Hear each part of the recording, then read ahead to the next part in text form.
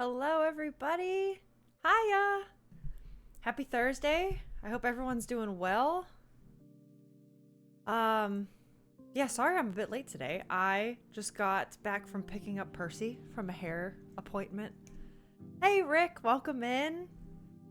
I hope today has been an even better day. How were your two shifts? Cause I know your beginning of the week was rough. I hope you're doing better. My days have been interesting. You know, whenever oh no, you just said well. That doesn't bode well, does it? I feel like no one ever starts a good thing with just a hard well in a text. Mine has been pretty good, but it has felt like it's flown by. I can't believe it's 1:30 in the afternoon where I am, and feels like I got nothing done so far, which isn't true. Um, I've done things, but it just feels like I haven't, and I really dislike that feeling. But that's okay. We did find out that Percy needs to go to the vet, I think. So I got that scheduled this morning. It'll be his first vet appointment where he's going for something that's wrong. You know what I mean? Like, he's got his vaccinations, he's been neutered, he goes for an annual, he does all that sort of thing, but he's got like a lump in his ear that started showing up when we were in North Carolina. Thoughts and prayers to my boy. Thanks, Comteca.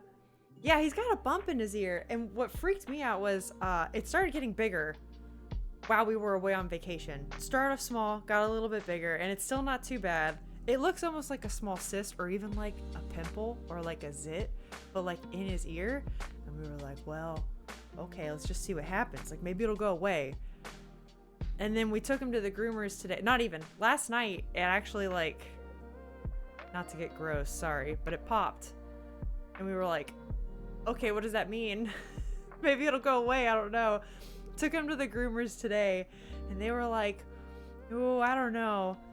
It's starting to feel stiff. You might want to go see a doctor. So now we're like doing that, and I just want him to be okay. I've looked into what it could be, and I don't think it's going to be bad, especially if we're catching it early.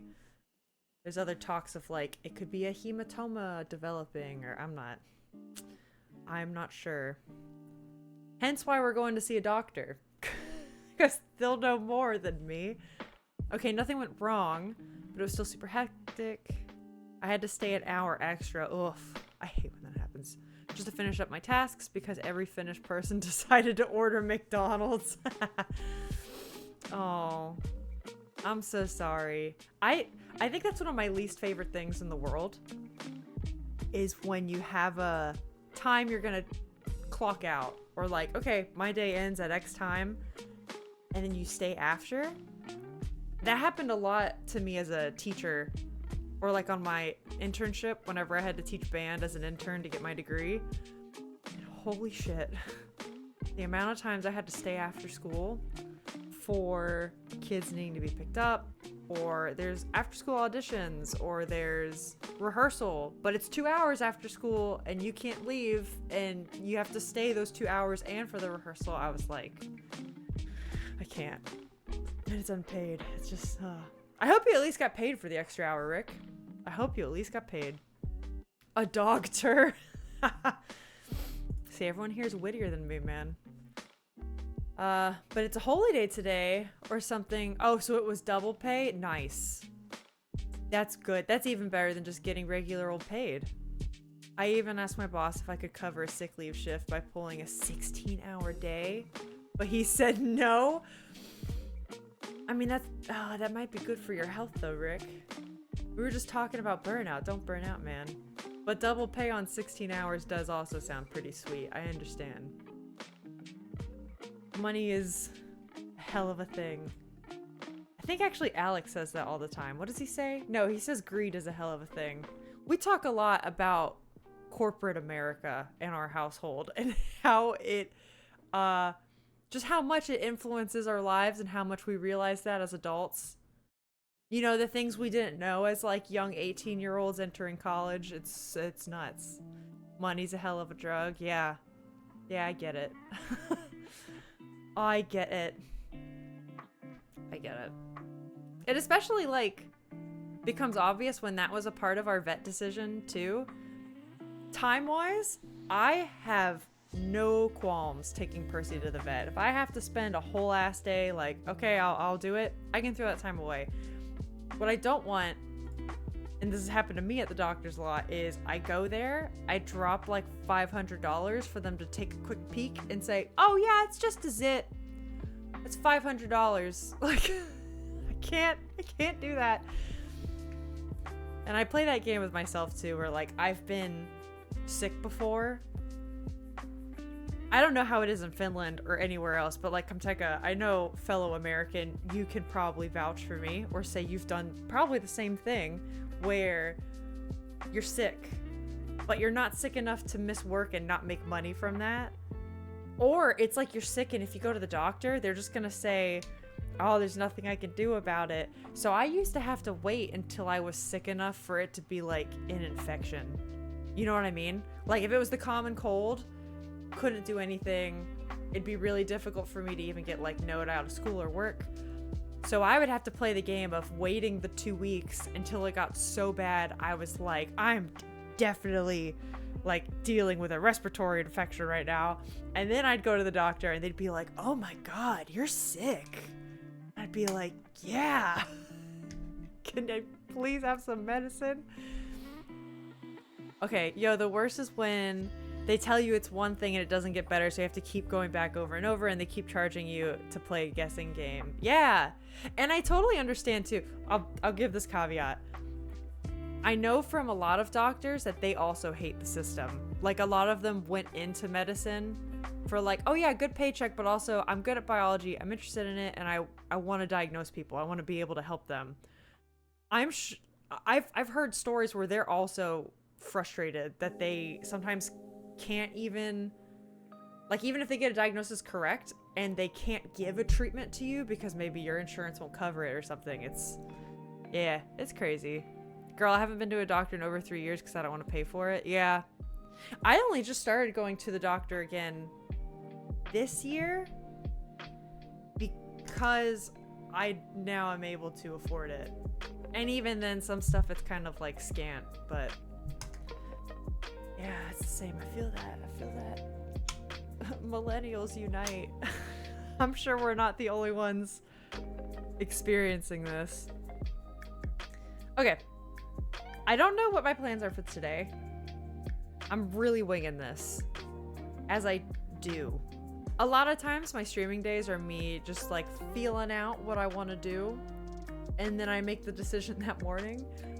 Today I really had no clue. I feel like drawing and just chit-chatting and being kind of lazy. So I'm gonna hang out with you guys and talk, and we're gonna draw. We're gonna start with our dailies, where you can watch me embarrass myself. We'll draw, and then I don't know what. We're gonna wing it. Could be Poke Rogue, if that's not jumpy as hell on my computer. Could be Vampire Survivors. I haven't played that in a while. Or Baldur's Gate, who knows?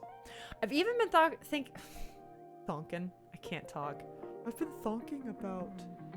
been thinking about hopping on Blender to work on that gunslinger steampunk thing I told you all about. I did that last week. No.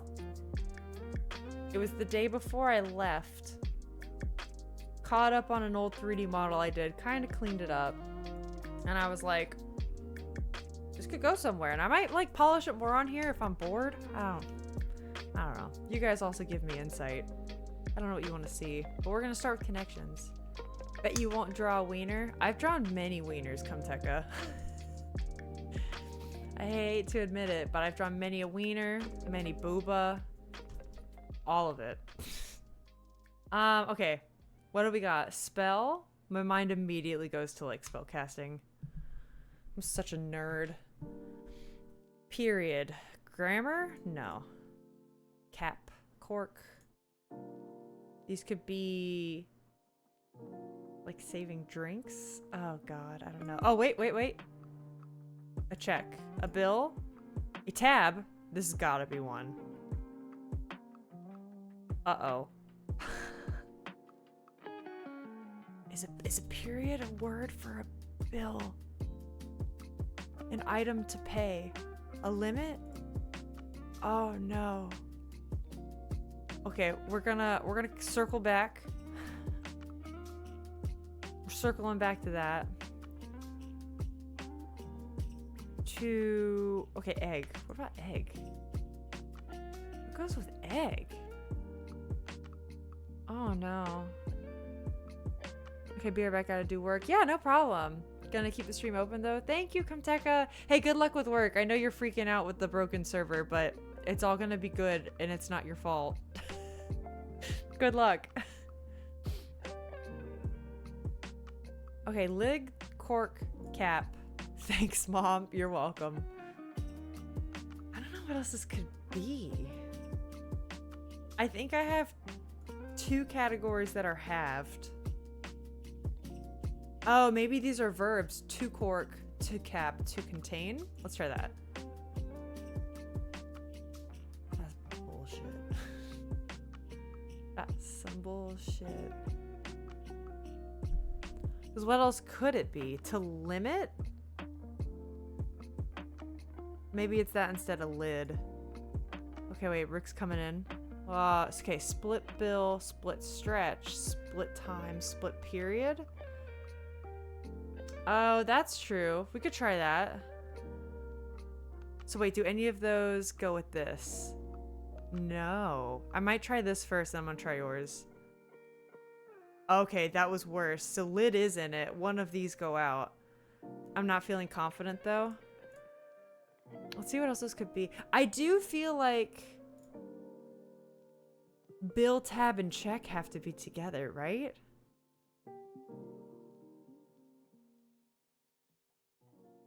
But you could be right. And then one of these is a red herring to get me to slip. And it's working. Cap? Yeah, I was thinking cap or limit. I think might be right with cap. Let's try it. Send it. Oh my god. Hey, wait. We're smart. We can figure this out. It did not say one away, which means this is wrong. That's wrong. So you might be right with your first guess about the splits. But we only got one guess though. We gotta be sure about something. It said I was one away when I did these. No, sorry. These. And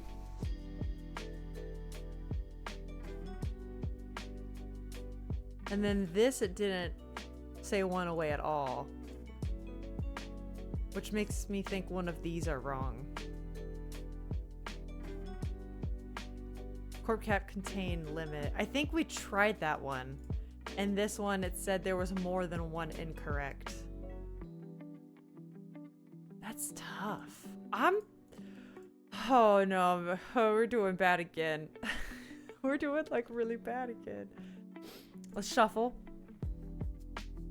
Maybe we can see something new. Venom is kind of a weird one. Venom makes me think of like a poison. It makes me think of snakes. It also makes me think of the comic book character. Could any of these go with a comic book character? Venom. You know what I mean? Sometimes I find like the weird one out and I'm like, why is this here? This doesn't make any sense. Or like fur. Fur is also a little weird. Egg? Egg timer? I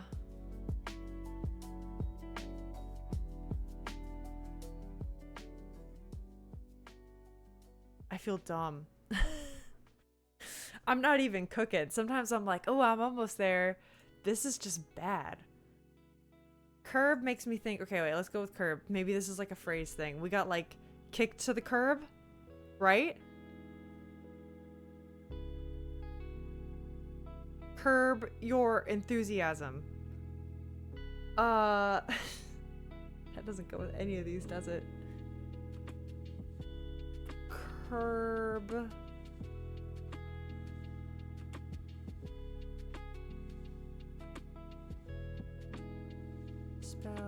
Check. No, they never. Sometimes I like combine words, and that's not the answer either.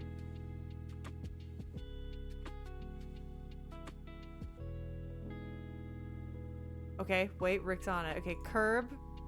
Oh, that makes sense. To curb, like the verb of it, to limit, to cap, to contain. I'm willing to send that. I think that's the best guess we've got. Rick, I think you did good. I think you did good. I think this is bull. Wait, what? Trademarks of a platypus? Are they venomous? No.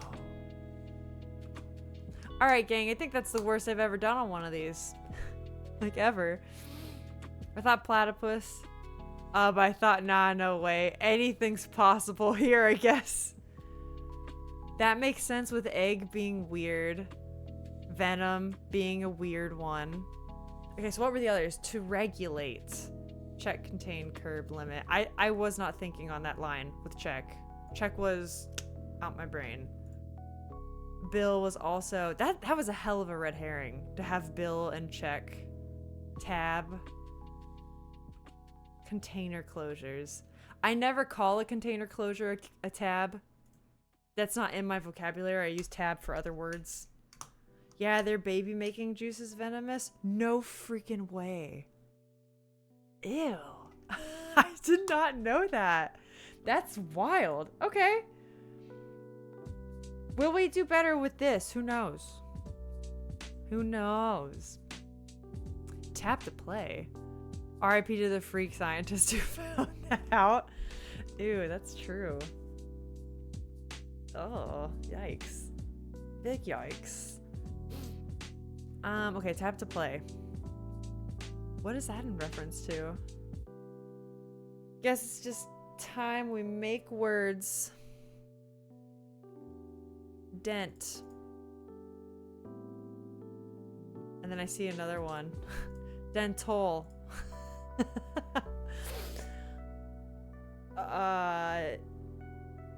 Hold on. She's on it? Water. Fall. Oh wait, hold on. I goofed that. One sec. That was one. Wait, why is tap to Never mind. Okay, wait. So this is tunnel. I don't understand the clue then, but she's onto something. Minor? I was thinking mineral, right? Because this looks kind of weird.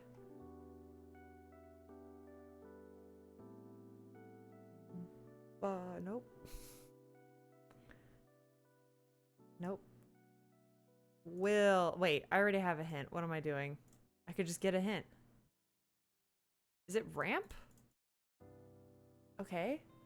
I'm gonna say Will is one, and then Phil could be another. The hints really save my ass on this game.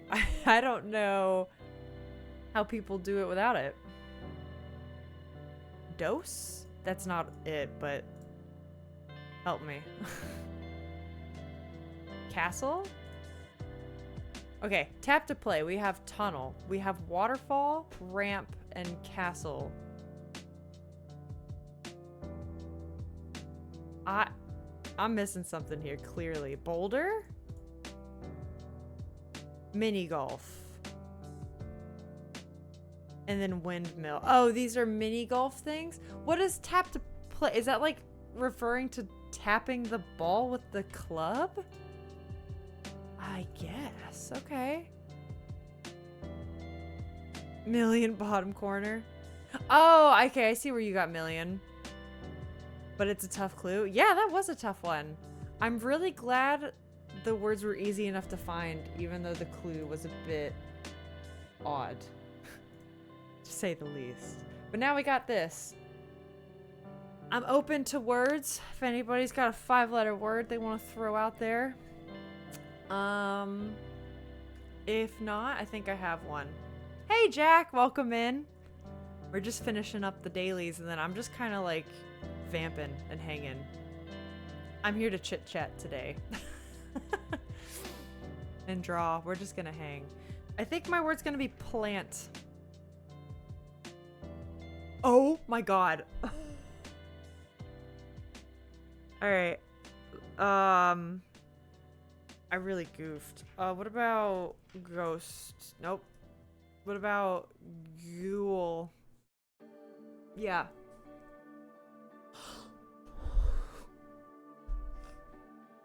I don't think I've ever done this. I don't think I've ever done this. I'm afraid. Someone else give me a word. I think I'm screwing this up. I was here earlier, but you were doing the connections and I had to bail. Oh yeah, no worries. I'm hanging out with my partner tonight, and we do a bunch of... Wait, dies together? Wait, idles together? Sorry, I'm... If you haven't been able to tell, my brain's not with it today, Jack. I'm sorry. But I'm glad you're hanging out with your partner. That's sick. Wired? I'll freaking take it. If I can spell. Hold on. Yes. I think that's a great one, Rick. Oh, Wordles. Thanks, Jack. Wow, it's a good thing it's Thursday. It's a really good thing it's Thursday. Oh, man. All right, Rick's word has provided some salvation for us all. Now I just gotta think. At least we got a lot of words crossed out down here, right? Like that's... Not words. Letters crossed out down here. That's something. Yeah, Jack, I'm glad you're hanging out with your partner. Are you guys hanging out for the weekend? Like, is that what you're doing? Or is it just like you're hanging now? I actually have an off weekend this weekend, and I'm so excited. Because after, my next 2 months are like balls to the wall.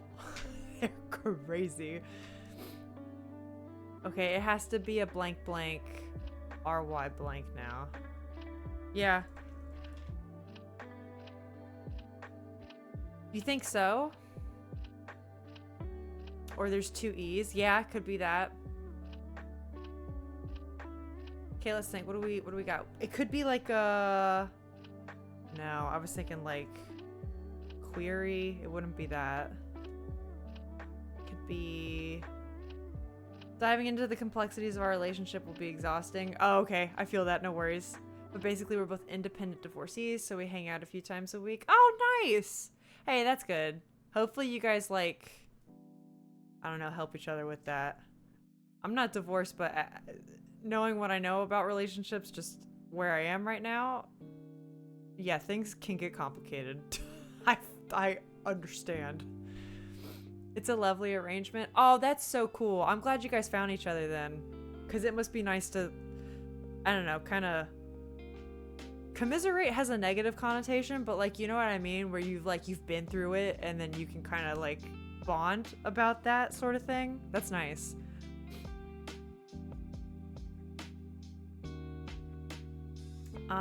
Okay. Let's think. Let's put on our thinking caps. What could it even start with? It can't be like SH or CH. I wish it was. God, I wish it was. Exactly. Yeah. No, I could definitely understand there's a bond there that would be nice to have. Especially like, I think you've said before, you're like a teeny bit older than me, but we're like close enough in age that I could like kind of imagine how that would go. Yeah, I totally understand how that would be nice. That's awesome. Could it be this? Because it could be, hold on. Wait, horse, nope. 36 years old, yeah, okay. Nice. Oh my god, you know what's killing me? It's the vowels. I think Rick is onto something with the 2 E's. Like, could it be... Okay, hear me out. Like, Erie? How do we spell... Oh, I don't know if that's like a Lake Erie thing. No I. Oh yeah, you're right. There is no I. Thank you. Rick's saving my ass today. Uh. Okay. Damn, there is no I. So you're right. It probably is the double E.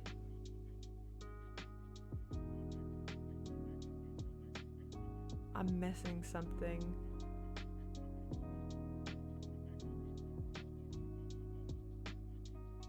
Could it be like... Okay, hear me out. What if we don't do hard mode? What if we don't do hard mode?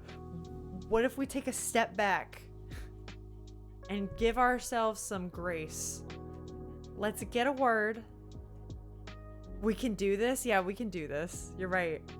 Do you want to keep doing it on hard mode, though? I'm committed if you are. I'm gonna be honest, though. My self-esteem's pretty low after the connections. It's pretty bad. My proposition is we need to figure out where the E is. Okay, you need to keep doing hard mode. Let's do it. Okay. It could be...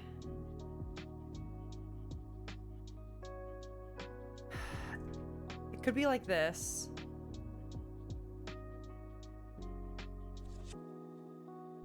It doesn't do like other languages, right? They're normally pretty straightforward English words. They're normally not plurals.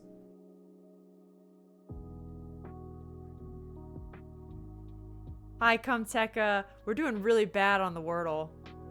Do you have any suggestions? It's really bad. I'm really glad you weren't here for the other embarrassing puzzle. I should just call this embarrassment hour. Like, affectionately. Maybe embarrassment's a bit too harsh of a word, but like, there's something here. Fairy? Mercy? Those are good ones. Those are good ones. Okay, should we try this one? I haven't used an F. The E's in a different spot. But we get more information out of Mercy. I think I'm doing that just for the information, right? We haven't used M. I'm doing it. Comteka? I think you freaking did it.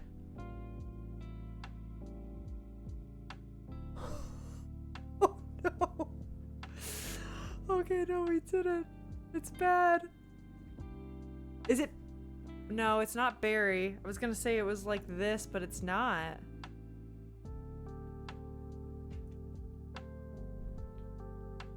Uh-oh. Jerky? I'll send it. Yeah, I'll send it. Oh my god, in the nick of time. Rick has done it. Man. That just... Woo! Thank God you guys were here. That made me sweat. Yeah, that was a close one. I'm really excited for the day that I hit affiliate and we can start doing like gambling with channel points and shit. Like, you know, am I gonna get this at X amount of tries? I just think that stuff is really fun. And you bet we're gonna do it. Oh yeah, speaking of, okay, so Rick, if you're in the Discord, Rick posted a link to Better Twitch TV. If you want to download that, it's a Chrome extension because I do use Better Twitch TV emotes. Rick, that was genius. I don't know why I didn't think about posting the link in the Discord, but they're really fun. Just fun little like silly animated emotes. So you can go to it's like betterttv.com, or you can go to the Discord because Rick has so wonderfully posted that in the links channel. Yeah, and then, yes, as Jack is bringing up, I also have new alerts. So I have a bunch set up, but because again, I'm not on affiliate yet, they're gonna get moved around. I put 2 of my favorites as follower ones right now, just because I think they're funny and that's the main thing that happens on my channel. If you click them in the thing below, if you click them in the thing below, it copies that one for easy use in chat. Wait, I'm not totally understanding what you're saying. Oh wait, are you talking about the panel? I did post a new panel So like if you're watching my Twitch channel and you see the panels beneath the window, so click an emote in the panel below. Okay. I don't have that up on my screen. I'm looking at you guys through OBS. But everyone else should be able to now see a panel where, yeah, there's a quick access to the emotes now. And then you can control V it into the chat. Okay, cool. There you go. Classic. I love it. I freaking love these. Okay, cool. I'm glad that's working. I can't see it from my end, but it seems like it's functional, and that makes me happy. As far as the alerts go, I have my 2 favorites right now for followers. I have one for followers. I have a good one for raids. I have some for tips even, but I don't necessarily like expect tips. That's why I put my favorites on the followers right now. And then whenever we expand out to, you know, sub alerts or bit alerts or whatever, I have a lot. I made too much, and I was having way too much fun with the sound effects, but yeah, it's a good time. It's a good ass time. I don't know. If you guys want to see the alerts, you can feel free to unfollow and follow again, and they should pop up. I hope. Alex definitely said he was gonna do that. Poor guy, he's working really hard today. I don't know if he's here. So yeah, we're just gonna chit chat. I'm just gonna hang. We're doing more drawings. It's chill. It's not a Morpho Monday, so the reference isn't posted. See, Rick, I love that. Vibe Bunny. Adorable. Freaking adorable, dude. Okay, where are we? Draw more legs.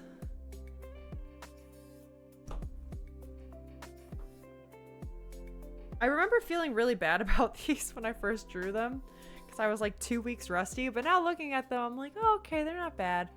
I feel pretty good about them. I just need to make sure when I leave these, I am getting the information I need out of them, you know? That's the whole reason I'm doing this, to try to learn. We're getting better here. Okay. I don't know if I've told you guys this either, but I've officially put in like my 2 weeks. There's a hard date of when my film ends instead of my contract still being extended. Oh wait, what's this? Rick is saying. Oh, about the one kneeling. Just seeing the kneeling one hurts my knees. I can't bend like that anymore. Aw. Yeah, I feel that. I remember there was a time recently I was chasing Percy around the house. He loves to be chased. That's his favorite game, right? I don't know what it is. He doesn't want to chase you. He wants to be chased. Oops, wait, where do I really have to organize these, don't I? It's a mess. There we go. Yeah, Percy loves to be chased around his house. His house? Our house. It's his favorite game in the whole wide world. And he likes it way more than chasing other things. He likes to be chased. And so sometimes I get on all fours and I chase him around the house and I make like a big show of it. I'm like throwing my arms in the air because he just loves it. He thinks it's the funniest thing and he's all, ah ha ha, come and get me, mom. So I do that. And I did that maybe like, this is when he was still a puppy, so this had to have been like 2 years ago. New little guy. And I did that full speed that I could on my hands and knees going. The way I did whenever I was like a kid, right? Like when you're a kid, like playing make-believe or you're like playing on the ground with your own pets or whatever. And oh my God, the next day, my knees were like cracking. They were bruised. And I didn't realize I couldn't really do that anymore. I didn't realize the limitation had become so finite. Sorry for this boomer talk of me becoming old, apparently, but that was the first time it really hit me. Well, no, not the first time. The first time on like my knees, I noticed like, oh no. I feel like my knees are normally pretty decent, you know? I do run a lot, so I do feel like there's a bit of an advantage there, which is nice. And I've kept up the knee health with that. But this time was different. Okay, I wonder what would happen if you mixed golden retriever genes and Percy chased me genes. I bet that dog would explode. Probably. Because Percy, like, if he tries to get your attention at all to play, he immediately does the whole, like, are you going to come and get me? Oh my gosh. And so he comes up to you with a toy and then runs and he tries to bait you. And I'm sure with a golden retriever, also the size of a golden retriever would be crazy. I think every day he's just a mini cockapoo and not a full-blown with the big poodle genes. Because that would have been bad. That would have been bad. I feel the same. I have no idea how my dad had energy to play with us as kids after his work. I think about that a lot too. You know, and like, okay, I don't know if... Also culturally, I know things could be different. Like between America, UK, Asia, etc. But I'm beat after a day of work. And I remember my dad used to come home from sometimes 2 jobs. There was a time in my life when he worked 2 jobs, morning and night. And sometimes he would still come home like at sunset on certain days. No, yeah, he did do this sometimes, didn't he? He would come home at sunset on certain days, and he would still do, like softball practice with me. We used to practice. I was really big into softball growing up, and I was a pitcher. And every day, he would not miss practice with me, where we would sit in our front lawn, or like, you know, the driveway area, and he'd practice with me. I don't know how the hell he had the energy to do that. Like, at all. Blows my mind. And I don't know if that's also like a product of the times too, right? Like maybe, I don't know. I'm thinking of the whole people just don't want to work anymore, but also like maybe times are a little tougher in that regard, right? Like maybe people do have like less time off, less energy, people are being worked harder. I know like productivity is supposed to be like higher than ever. It's like I don't know. Dad's out here be dadding. I could never. I have no idea how he does it. He's still an extremely hard worker that like also just doesn't complain. I've never known him a day in my life to complain about anything, and like now that I've become an adult myself, I'm like, how have you done this? I'd be dying. I don't have kids in WOT. It's not the life for me. Yeah, I totally understand that. I think Alex and I are still figuring that out. Like we don't have a steadfast we definitely will or we definitely won't, but I can tell you I understand both sides of that argument a lot. There are some days the thought of it really kind of wigs me out, and I don't know, don't feel ready, but it's more than don't feel ready. It's also just like probably like what you're saying when you say it's just not the life for you. The lifestyle is a lot, particularly because I feel like I still don't have any of my shit together, like at all. And I know even that's kind of like an argument to be had, but yeah, it's just weird. And I know having a kid, it's like that's your life now. You dedicate 120% of yourself to that, and that's how it be. I would feel awful if I had a kid and I didn't, dedicate myself to them like that, because I don't know. But then I feel like I would slip through the cracks, right? Like my own stuff, and I don't know if I'm necessarily ready for that either. It's, yeah. I respect everyone's decision with that sort of thing. It's not easy.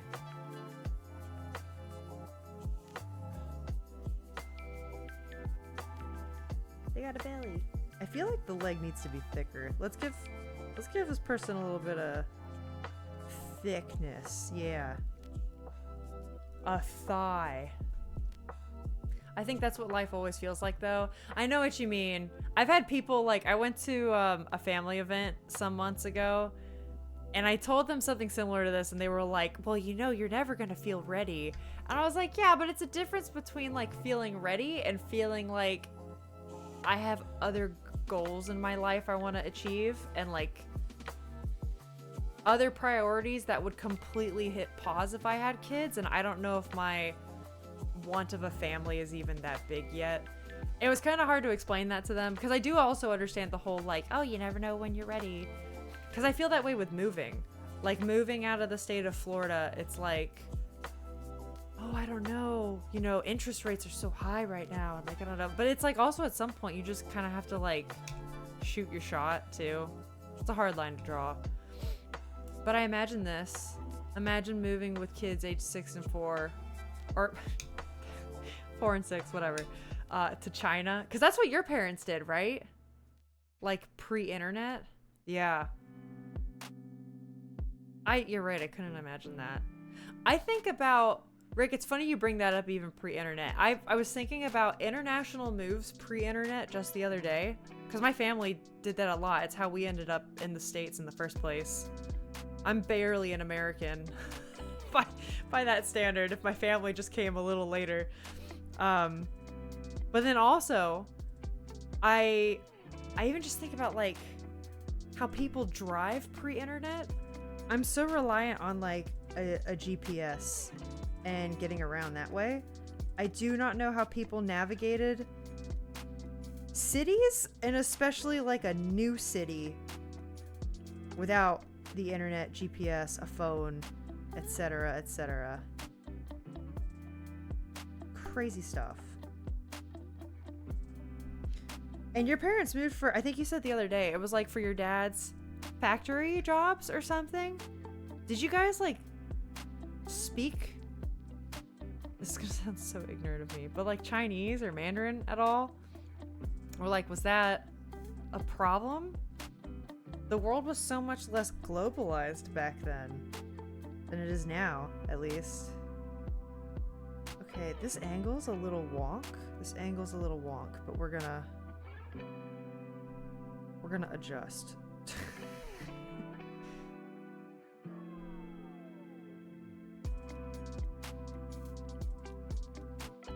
I wonder if that was a tough decision for your parents too. It's so fascinating to think of how people live their lives.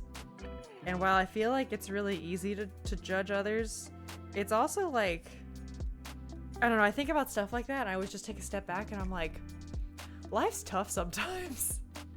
That must have been so hard and stressful on them. Like even if they were really excited, like moving is a stressful time in life, you know, especially international like that. And yeah, pre-internet, like you said. Freaking crazy, dude. All right, let's angle this a bit this way. Pretend it's a flat foot out. Okay, yeah, my dad worked for a company that created mobile phone antenna parts. Oh wow, that started booming in that era, didn't it? That technology was just coming out. So when they moved production to China in 1999, he moved over to manage the transition in the new factory. Wow. So wait, what brought you guys back then? Was it like the internet took off so you could work back home? Or is that when like you went to school so you didn't like, you know, you just went back and like studied and kind of went from there? That's interesting. I think we're faced with a lot less, or at least very different societal pressure than our parents did. I totally agree with that. I think back in their day, it was a given they'd have kids. My parents got married at 20 and waited 5 years to have kids, which was rare at that time, I think. Yeah, I think so too. My parents also got married pretty young, but not like, I don't know, I feel like back in other generations, it was not uncommon to hear the whole like, we got married straight out of high school kind of thing. And while it's not an uncommon sentiment, yeah, I feel like nowadays that's seen as like, oh, are you sure? Are you ready for this? I don't know. Yeah, it's totally seen very differently. This foot is seen as so much bigger. I guess they just foreshortened it. I'm blowing it up. It's coming at us. And you know what? So is the calf. It's all just gonna be really big. That looks too big. Shit.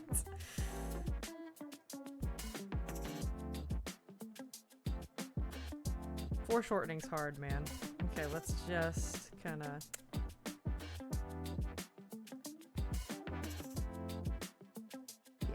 clean this up.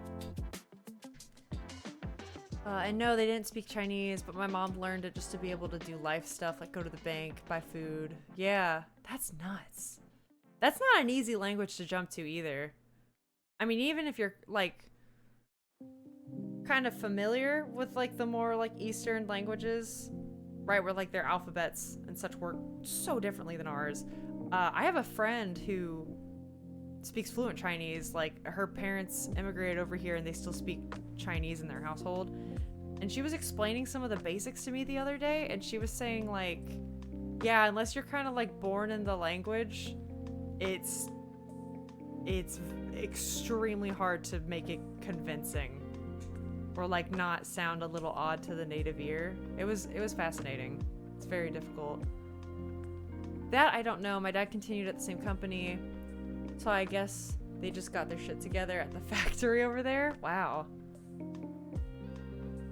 That's crazy. That was during that tech boom too. Wild. Okay, I actually quite like the stomach area, so we're just gonna back off on this leg and fix it up. Yeah, we're just gonna fix that up. What always blows my mind these days is watching my kids have a kid. Wait, sorry, I'm reading that wrong. What always blows my mind these days is watching my kids have a kid, go through hell for a couple years, and then have a second and a third. Yes, I know what you mean. The chemistry that happens in parents' brains is much different than mine for sure. Yeah. And sometimes it's like an accident, but you're right. Sometimes it's like planned, and then you're like, are you sure? I think about that with like finances too, and yeah. It's tough. I get ya. I'd be lying if I said I didn't have that thought too, because I definitely have.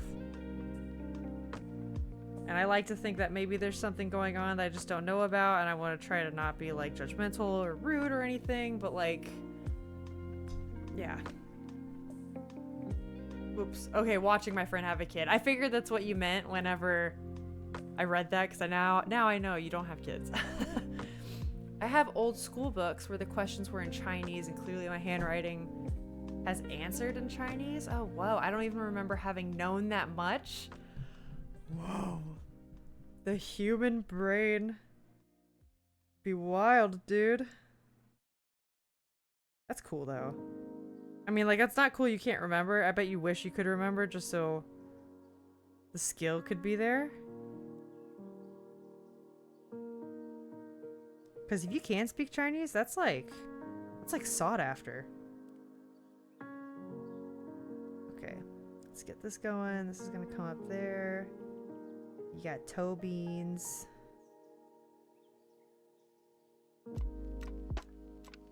All right, it's getting there. Well, it's good to have a spare. That's right, just like in the old days. If one dies on the field, you got another one to take up the work. Absolutely no idea how they afford it. Dude, that's so true. That's like a whole other thing is I don't know how anyone's affording stuff right now. I finally feel like Alex and I are like, I mean, knock on wood. Heaven forbid, knock on wood. But I do finally feel like we're finding our footing a bit as adults, which has taken some time, evidently.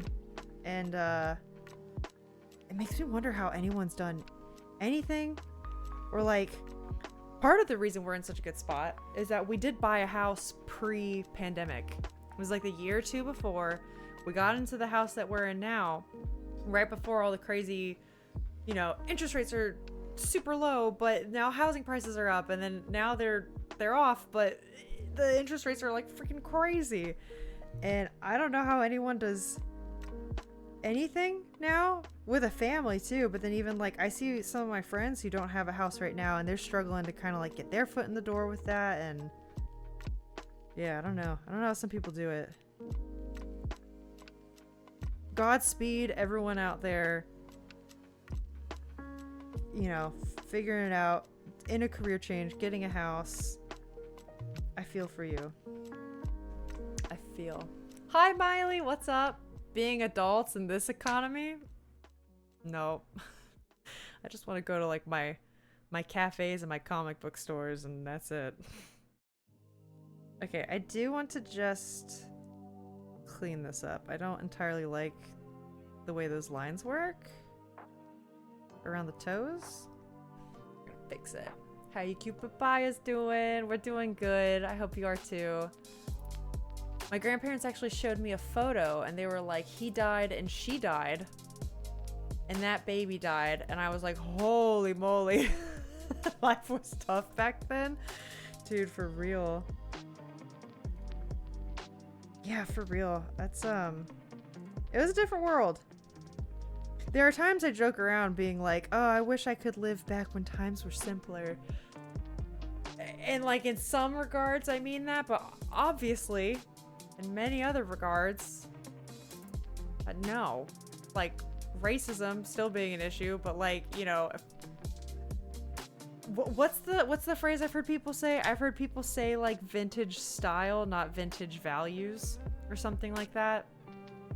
Because like also, as someone who identifies as queer, like I don't want to go back 10 years or 20 years, but like, I don't know. Sometimes I miss the idea of not being plugged in all the time, like pre-internet age. I want to experience that again, like when I was a kid in the 90s or the early aughts, and people just didn't expect you all the time to be available. I think I miss that, and that's kind of like the simplicity I yearn for.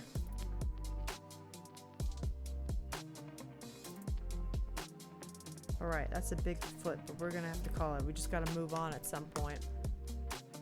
I like that vintage style, not vintage values. Yeah, I think there's a certain phrase that I've heard other YouTubers say. They're people that like specifically are vintage YouTubers, but they have very progressive, you know, more modern day values. But they love dressing up in like that dapper style and like, you know, doing the big hair curls, and they thrift, and like that's their whole thing. And they get accused often of like being bad people that they aren't, and they're very explicit with like, you know, we're clearly against these things, but I just like dressing up like this, or like Victorian furniture, like that sort of thing. Yeah. I was lucky and privileged to have parents who gave me a free place to live for a year and a half after my divorce. That's so nice. So I could afford to buy a very overpriced house. Most people don't have that option. Yeah, I know what you mean. And there's no shame in that too. I have some friends that lived with their parents for like a good few years after college graduation. I think even one of my really good friends like actually might still. I think it's kind of like a multi-generational household situation, though. I'm not really sure the details, but it works out with them. And it has saved them. Especially when a lot of my friends, like me, went through a career change. That was the kind of thing that like made that possible, and now they're doing better. I fantasize so much about downgrading to a flip phone. I know, for real. Like, if you don't know me well enough to call me, you're dead to me.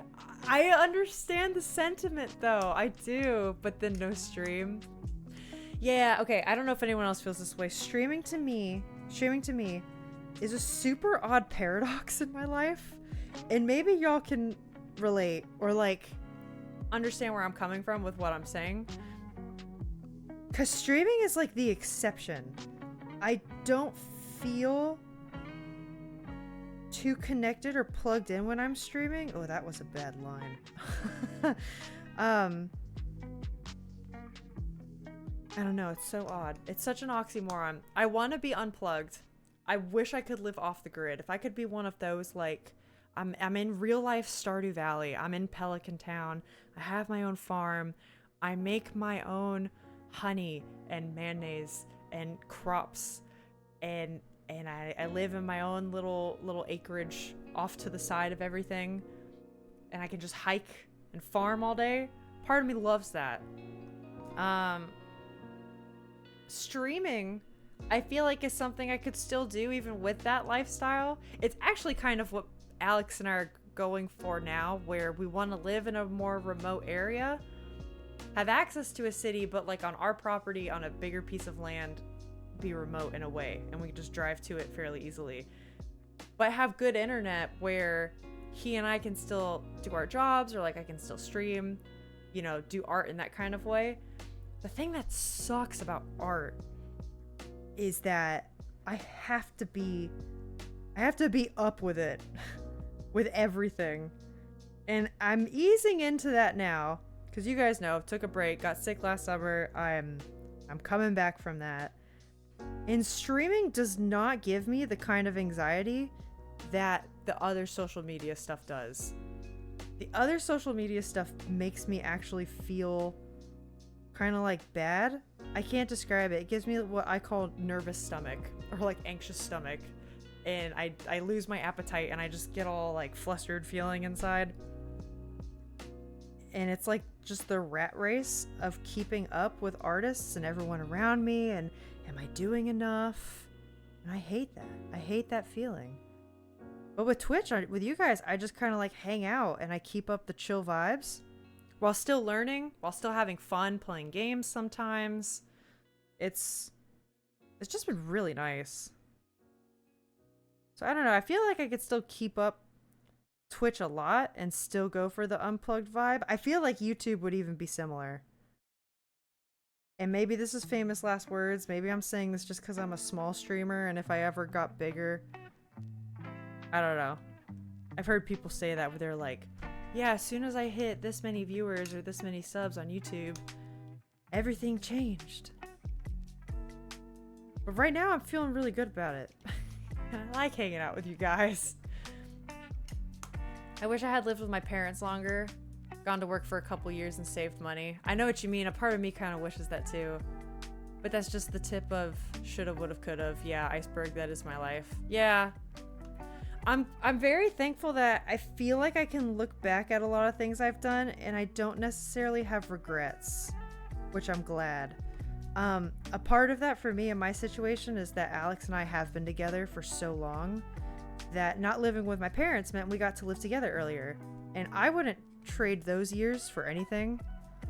If I were by myself though, yeah, 100%. I would have been on that boat. I would have regretted not saving money living that way. I have no artistic skill or integrity to challenge you with. You don't need a challenge though. It's all just like, we're here to vibe. And if you like watching art streams and just hanging, I'm glad.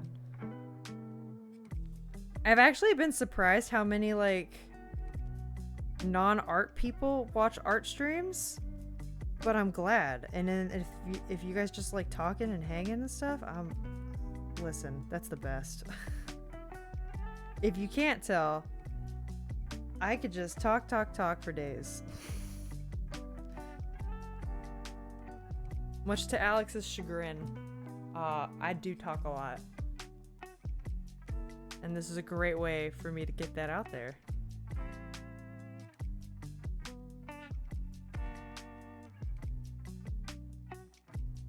Okay, that's fine. We're gonna leave that. On to the bodies. The bodies.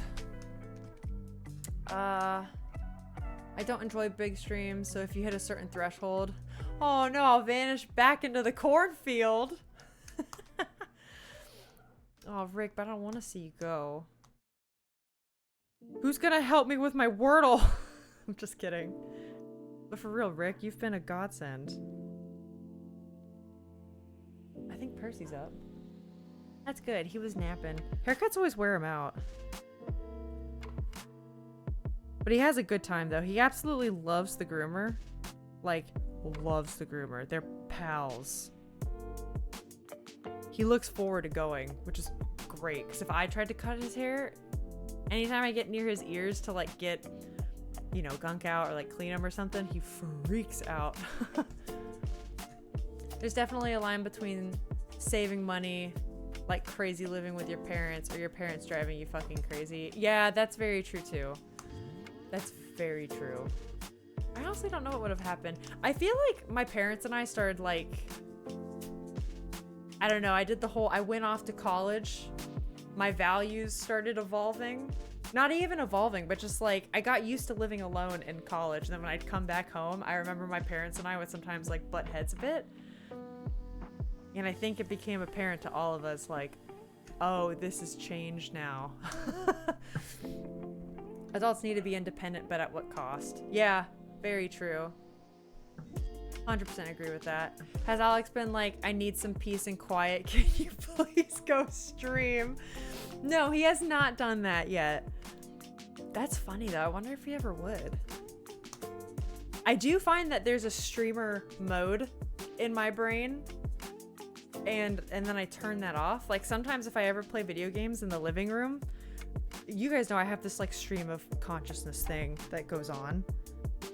And it wasn't too hard of a habit to develop because many moons ago, I used to have a YouTube channel doing something completely different than any of this. But so like, I'm not like completely, you know, inexperienced with talking to the camera or like, you know, talking to an audience or whatever. But, wait, where was I going with this? Talking about, oh, no. I notice sometimes in the living room, if I'm like going straight out there and like I play a game or something and I just got done with a stream, I talk out loud way more than I would have if I didn't stream. It's quite funny. But ironically enough, whenever I do it, he kind of does it too. So I don't know if he minds. Kind of, that just be what it is. All right, this isn't feeling right. Yeah, I feel like this has got to be like skinnier. Alyssa, you're just drawing a box. This should not be that difficult. It's a box. Have you called him Chad by accident yet? No, I have not. Thank God. I think if I did that, I'd actually like fall to the ground. I got pulled into a call. What was the wordle? Yeah, it was jerky. Nice, yeah. It was tough, though. It was scary. Rick came through. I think he was the one that got that. The streamer version of your teacher calling your teacher mom. Yeah. That's ironic, because he's done that before. I mean, I think we all have. I think I did that when I was in grade school.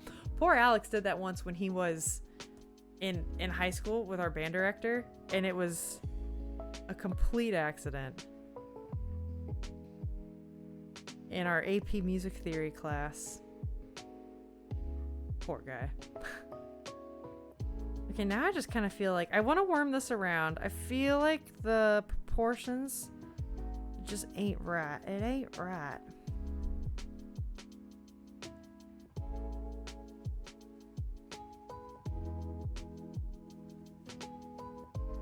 Yeah, now I kind of want the whole thing to be just a bit bigger. Okay, and then maybe twist it a bit. Yeah, we got some of this going on. I think that's it. I think we've got it. I did during the 9th grade mortifying. Yeah, I think mortifying is the word he would use for it. We were all in like an AP music theory class and he went to ask a question, and instead of going, you know, hey, band director, he went, Mom? And there was an audible slap against his face when he said that. And it was only a class of like 8 of us, because AP music theory at the time was like very selective. The band director didn't let everyone into the class. So there's like 8 of us all like in a little arc close up to the whiteboard. And we're all pretty close friends. We're all like nerdy ass band kids, right? This is like all of marching band leadership and stuff. Poor guy. I'm sorry if you didn't want the story told, Alex. I don't think it's a bad one though. I got called into a meeting about the server I blew up. Oh no, how is that going? You followed the documentation, it's not your fault. We just want to understand exactly what happened. Okay. That's good though. They don't know that, or like they know that it's not your fault. That sounds like corporate speak for we're not mad, just disappointed. I know, Comteka, I can imagine you still like feel that way. Yeah, that's what it felt like. I'm sorry. But they know it's not your fault. You followed the documentation. What were you supposed to do otherwise? Explicitly not follow the documentation that you would have been expected to follow? You know? Like, The alternative is not necessarily better.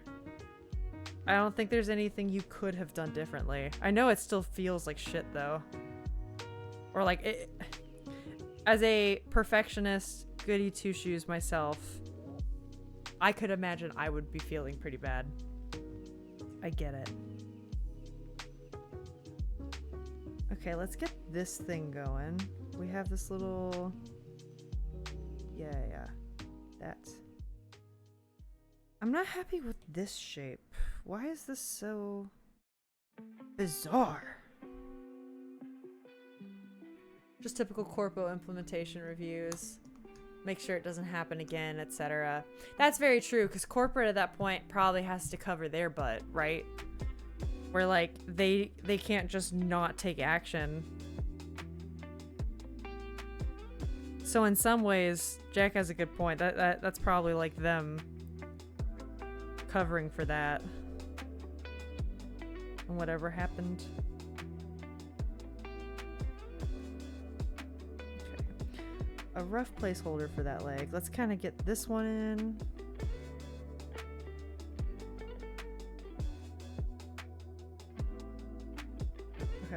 Okay. This leg's gonna be chopped off a little short. That's fine. Unless this is the second server you've blown up, then you're screwed. That do be the corporate way, though, sometimes. I followed the exact same process for a different server and it was 100% fine. Oh, that's good too. So see, then you can cover your butt with that. You have followed the directions of what you were supposed to do. No one has any idea why. I was in a post-implementation review just this morning. They are pure pain. Yeah. Ghost in the Machine strikes again, for sure. Gosh, I don't envy people having to deal with corporate speak. It's kind of funny because art, believe it or not, art is often a corporate job, but like the things you have to do are the artists are like so far removed from it a lot of the time, but they're supposed to not be, right? So like a lot of times it's the producers, it's production. If you hear people talk about production generally, that's like, those are the ones dealing with that. Add that there. But yeah, and they like kind of expect us to do, I mean, stay up on deadlines and do the bare minimum, but also like art leadership normally like, you know, talks about in meetings like scheduling difficulties or like, oh yeah, this went wrong, so we're gonna have to change things now. And I'm so glad where I am I don't have to deal with that, despite it being a corporate job. That's another reason why freelance would be kind of cool. Speaking of all the stuff we're talking about today. I don't know though, if I become a big streamer and Rick leaves, I mean, what then? I just want to like, you know what I want? I want to like move this way. Yeah, I want this to feel more stretched. Yeah, that's not bad. You're just even like that? No, that's right where it was. Hold on, gang. I'm gonna futz around with this.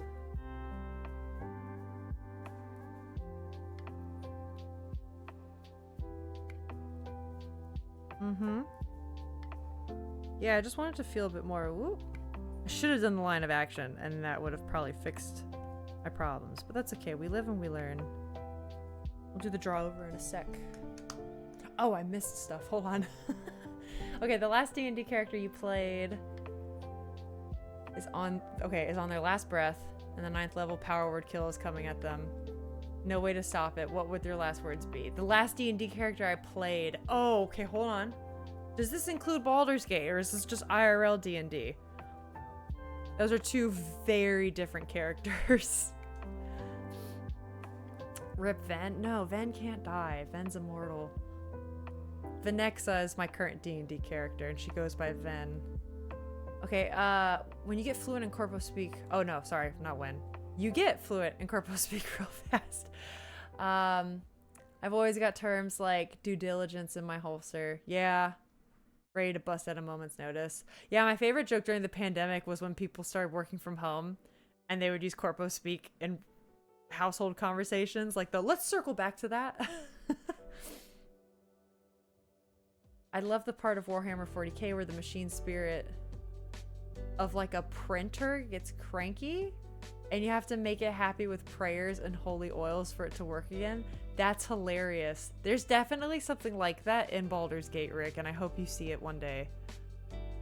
If Rick gets that first badge, when you go affiliate, he'll never leave.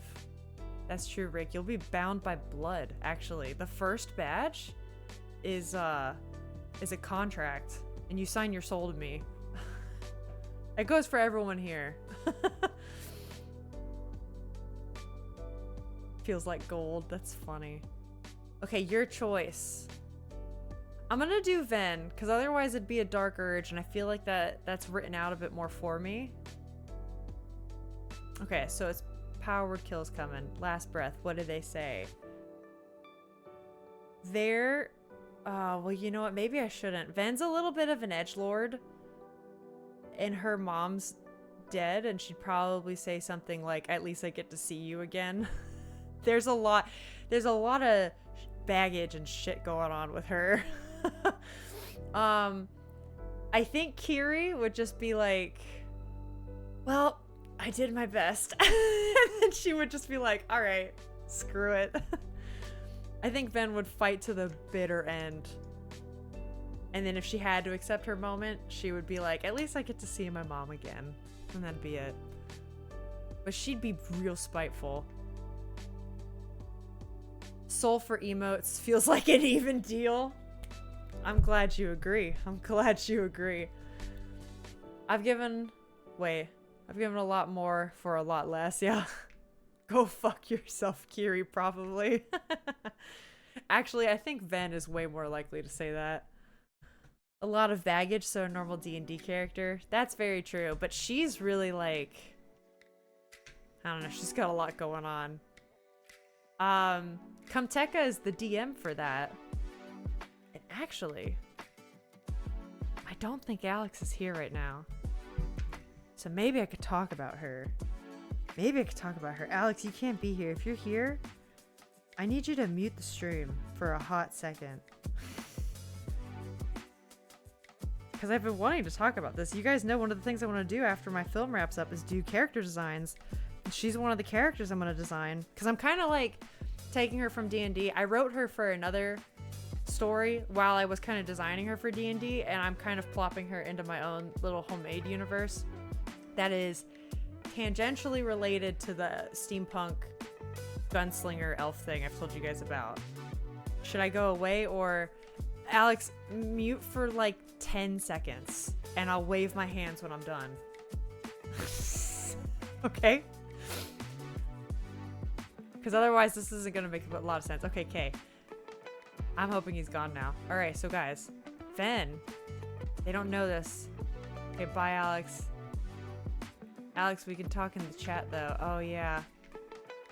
Well, everyone just say it's cool. Don't give no spoilies. She's a were-raven.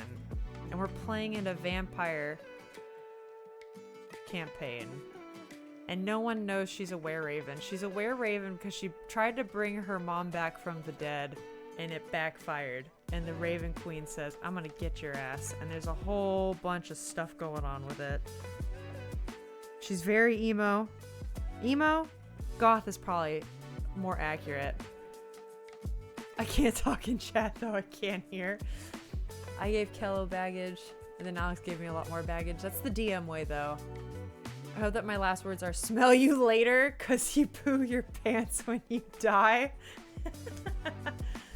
Anyways, that's it. I'll wave. Kamteka, you're gonna spoil it more than anybody.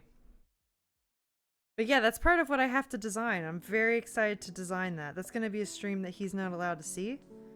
I don't know how we're gonna do that, since he's my only mod, but we'll figure it out. That's like 2 weeks away. I got time. Oh yeah, I think I started mentioning that at the top of the stream though, that Guys, I gave my last day to my film because they keep extending my contract, right? And my summer's getting crazy, so I have to give them a hard stop because otherwise my life gets too nuts for me to keep working. And so that means I get to start that stuff now when it ends. And that's in 2 weeks, baby. It's exciting. Oh my god, I'm missing a lot. Liches or bitches. Does the waving hands mean I can unmute? Yes. No, can't unmute yet. Crazy how Strahd is your dad, Alyssa. Sorry, I think my mic just clipped. That's so funny. The Sarah did nothing wrong, Ragey. If I post enough nonsense, Alex won't know what to believe. There you go. That's the truth. Wait, is your Better Twitch TV not activated? It is. Oh, I think, Alex, you're gonna be upset. One emote was taken down, and I think it was the Ragey emote. But other Better Twitch TV, other emotes have worked today. Oh no, now he's super ragey, guys. He's real upset now.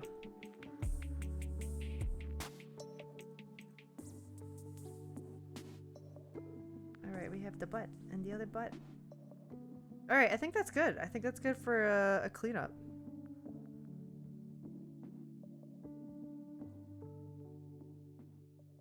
Yeah, that must have been the one, Alex, whenever I was cleaning up, like, alerts and stuff the other day, or, yesterday. Yeah, there was one missing, and it must have been Ragey, so I replaced it with another one. So now we have 50 Better Twitch TV emotes. Which, again, if you're on the Discord, Rick has so kindly posted the links. If not, you can go to betterttv.com. And you can download the extension. It's freaking awesome. Dies of Cringe. Dies of Cringe is one of my favorites. Okay, at least that one's there. So it turns out Ven is actually a cannibal and will try to eat the party while they sleep. That's not untrue. Rick. I knew it. Did you show the alerts yet? No, I'm just gonna let people discover them. If you guys want to even unfollow and follow again, you can do it. The raid one, I must say, is pretty freaking hilarious. I currently put the follow ones as my favorites, though.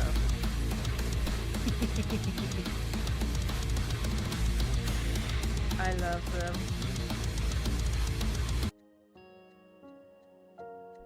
Excellent. So who was that? Hi-Fi Jack, thank you for the follow.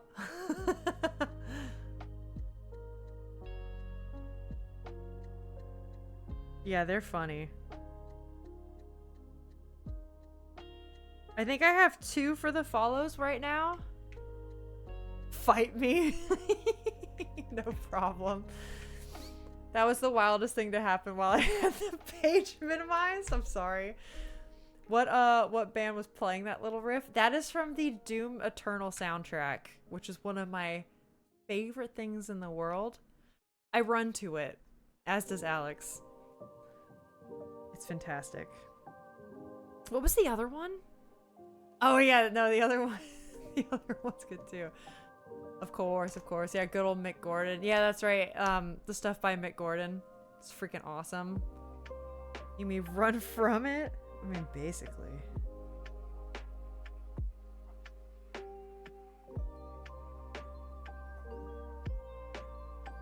Yeah, that stuff is so good to run to, though.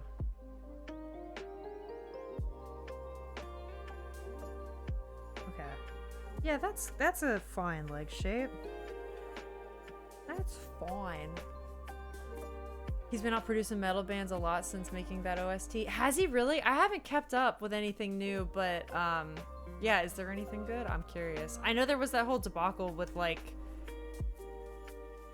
they did him dirty with publishing the soundtrack without him being done with it, and they weren't, like, communicating with him, and so he left on bad terms, and that sucks. It's unfortunate.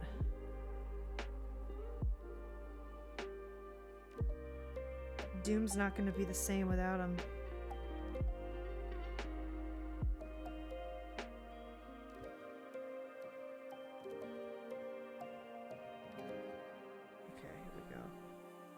It's also really funny that that came out with, that alert happened with like the chillest vibe music. Sorry for the scare, the spooks. I also might turn the volume on that down. Y'all let me know. That's another thing we're working on. If things are too loud or too quiet, I will adjust them. I've already bumped it down. So maybe I should do that more, but... what do you guys think of the Doom 2005 movie? I didn't even know there was one. I love it, but I know a lot of Doom fans hate it. I tell you what, I'm curious.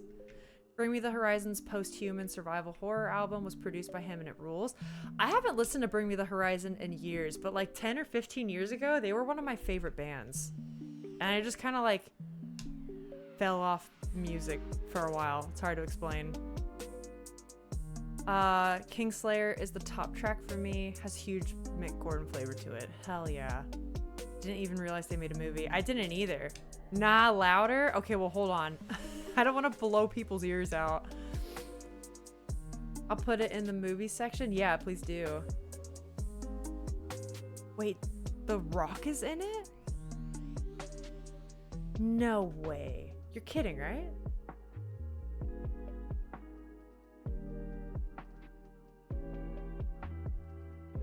Lil Pebble. Look at him, Lil Pebble. He was Lil Pebble back then. Yeah, this is one of The Rock's earlier movies. Carl Urban. Wow, Rosamund Pike? That's... Really? That's a big list. What? That's kind of surprising. What were they doing?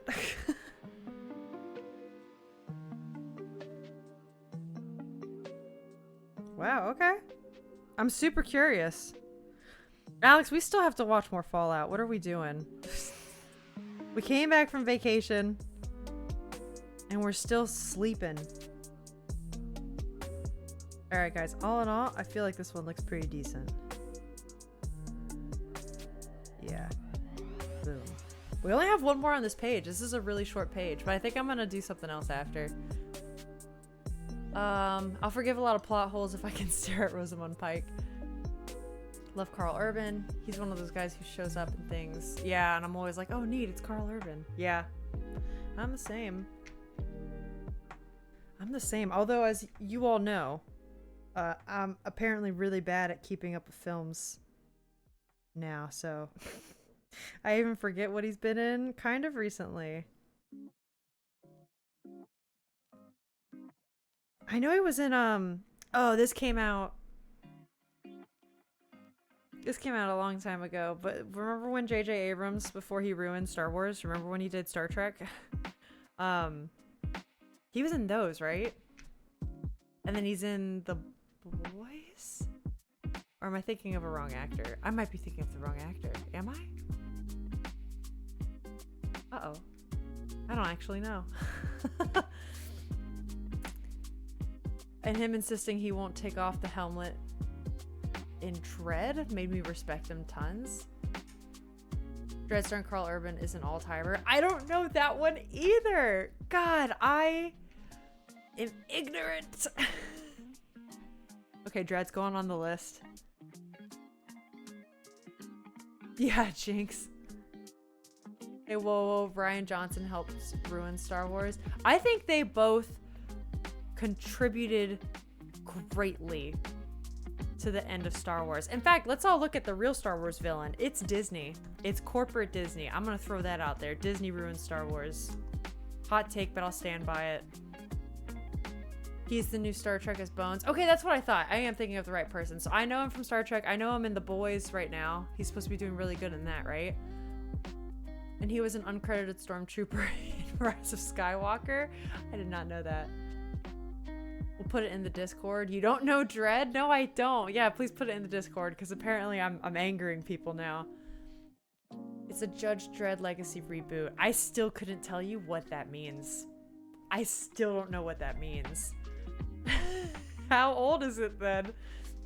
He was Dr. Bone McCoy in Star Trek. Yeah.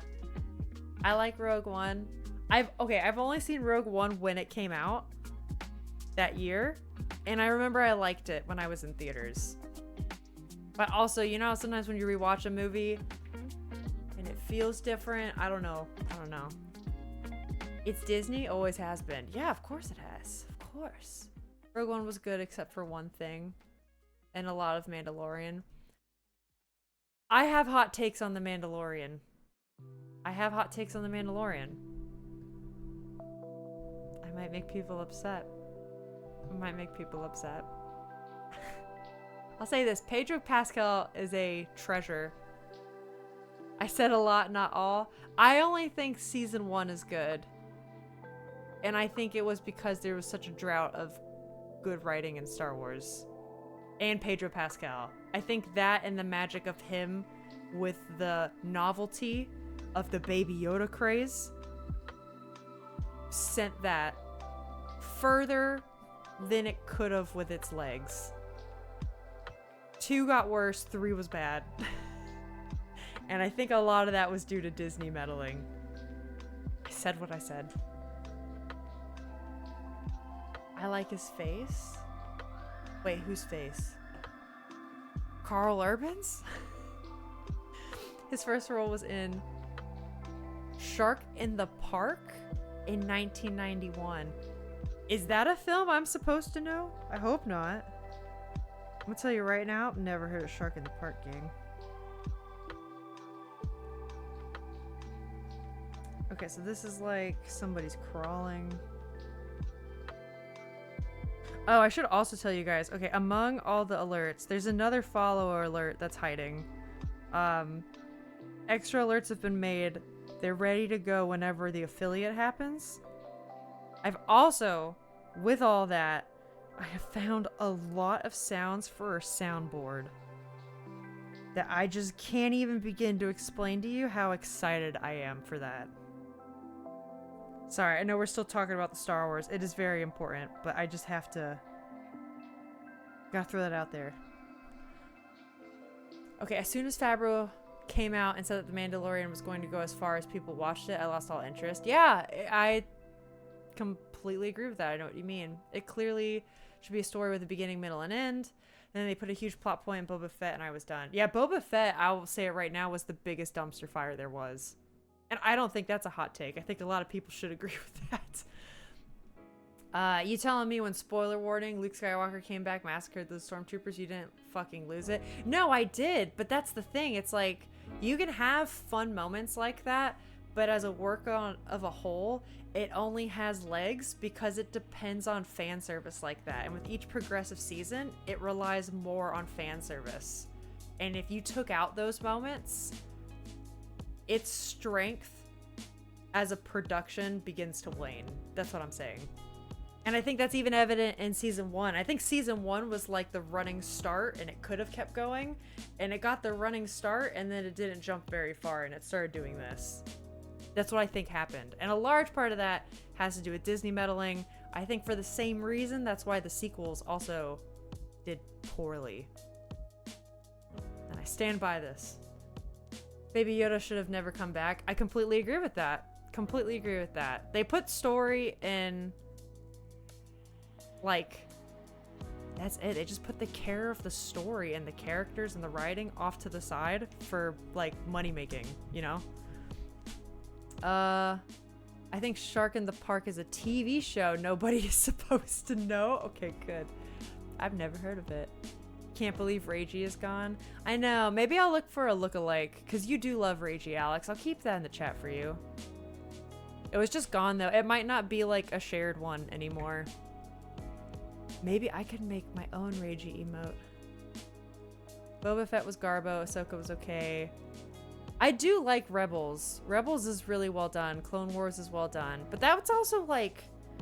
That was in a different era. Those weren't Disney. You know? They weren't Disney, different era. Different stuff going on. The format of TV and with those kids shows was extremely different. You know, they were in the still like season model. Each season's gonna have like fucking 35 episodes. Yeah.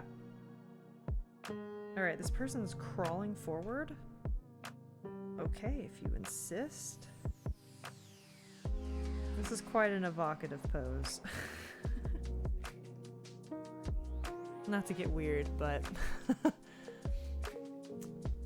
right at the right salutes.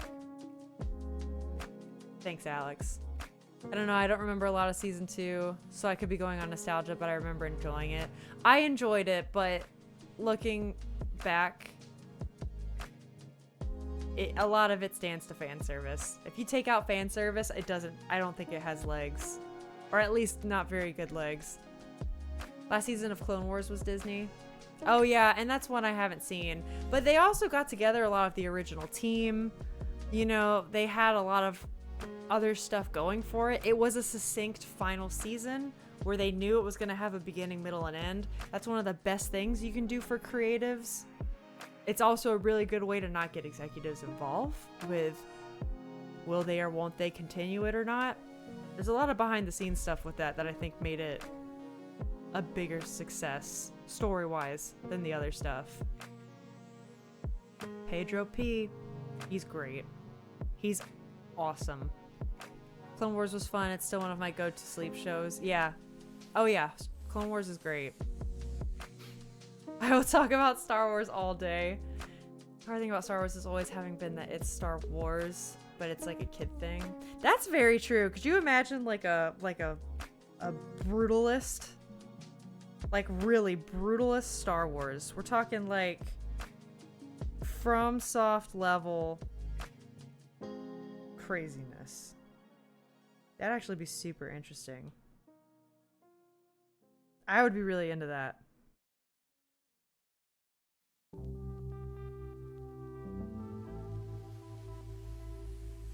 I'd be super into that actually.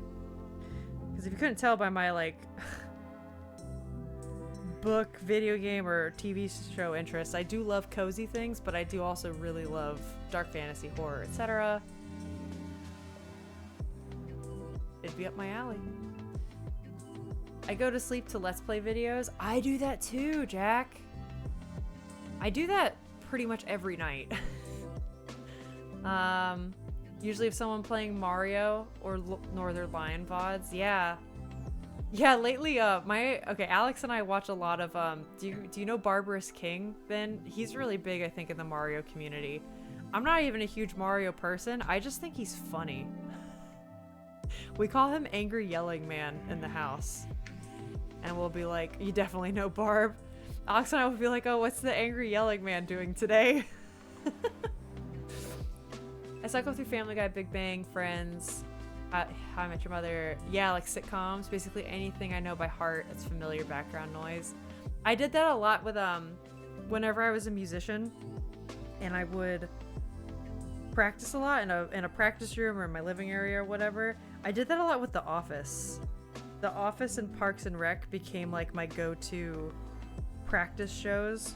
For those same reasons, I just knew them by heart, and then I was like, oh yeah, let's just put this on. This will be great. A grimdark Star Wars? Ugh. Confirmed Rebels was Disney? No, for sure, but... it was Disney, but again, you're going to the pre-sequel era before it boomed, right?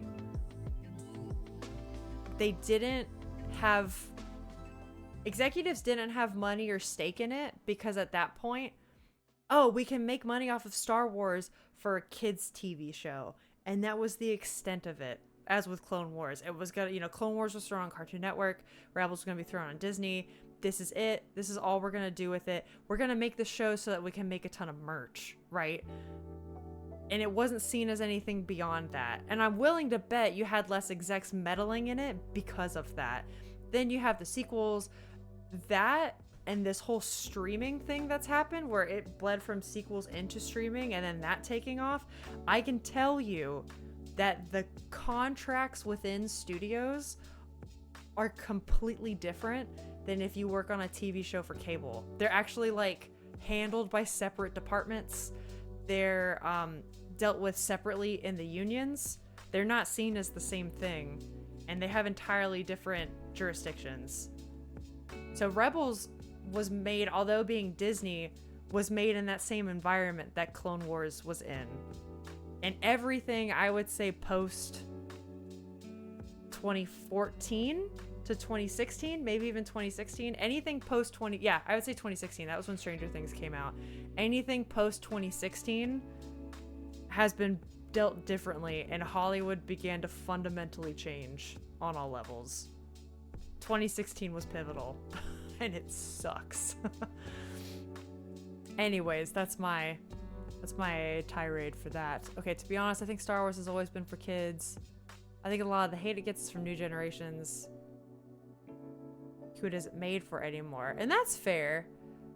People who saw OG hated the prequel. No, and that's very true. Star Wars has always been like, okay, I say I would love a grimdark Star Wars because like that'd be fun. Because I like the genre and I like the grittiness. But Star Wars is also kind of like the generic, what do they call it?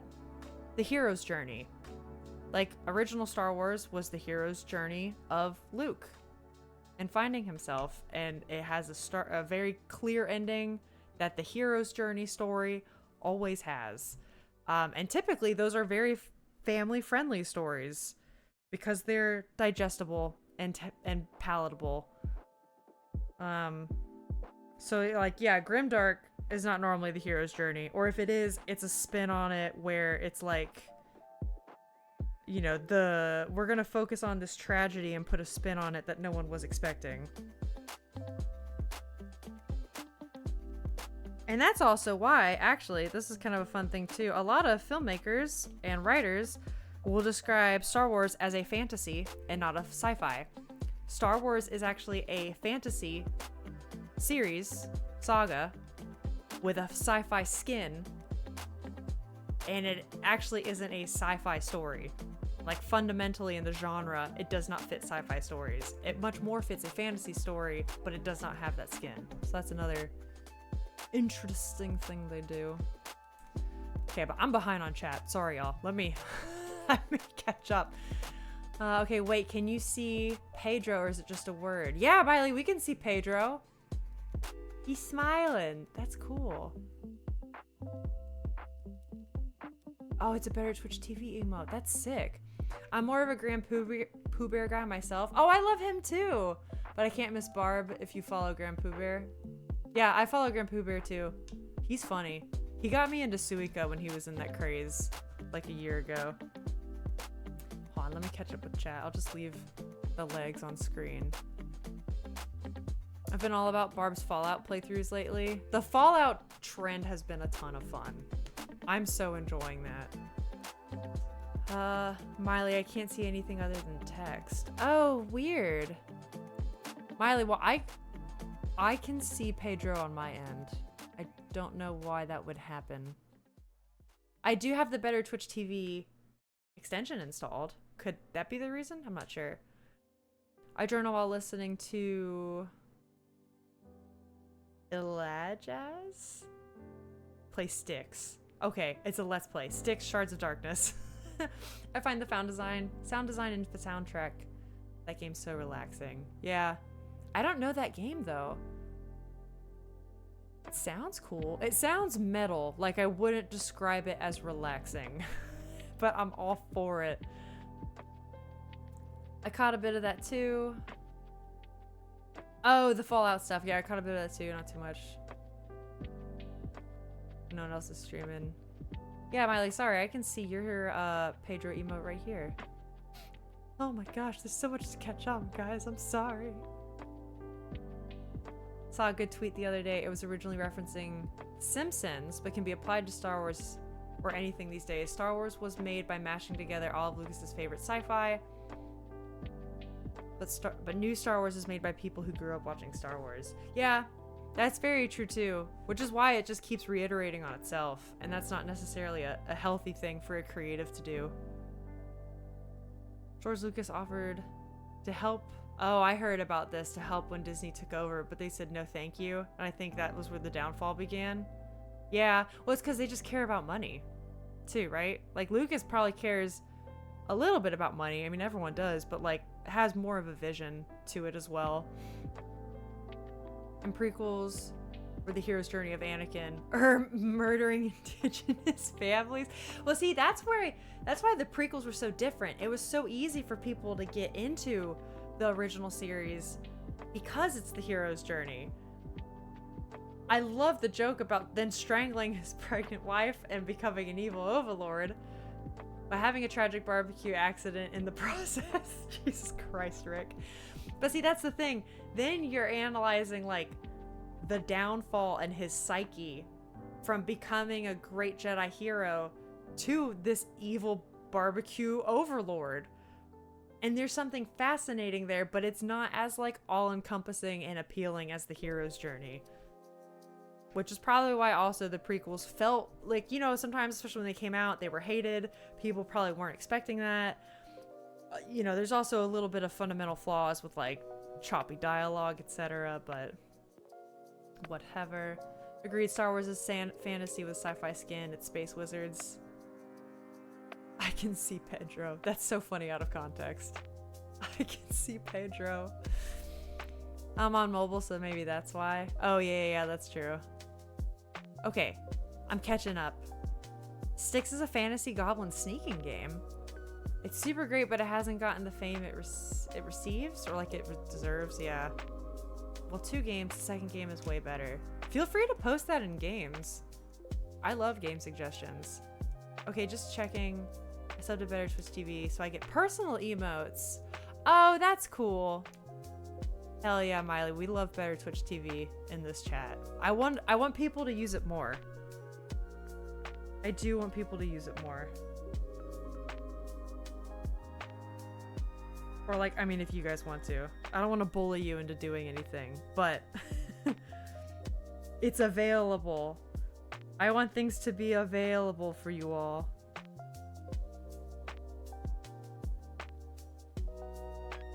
Okay, this is kind of weird because that I actually wouldn't see that plane of that, would I? Let's knock this back. Whoop. Okay, this is actually the last thing. After this, I don't know what. Hit me up with suggestions. We could do Vampire Survivors. We could just chat. We could do a different game. We could play Baldur's Gate.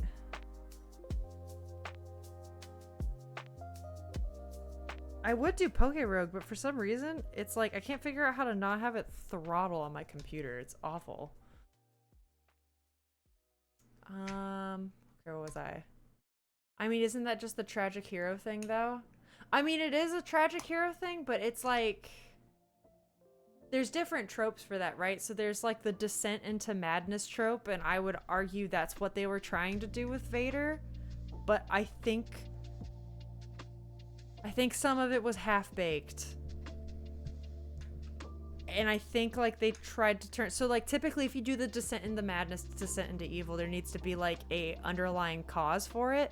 And they tried to flip the trope on its head, where normally it's grief, it's tragedy, and they tried to flip it on its head and make love the inciting, I don't know, trait, I guess.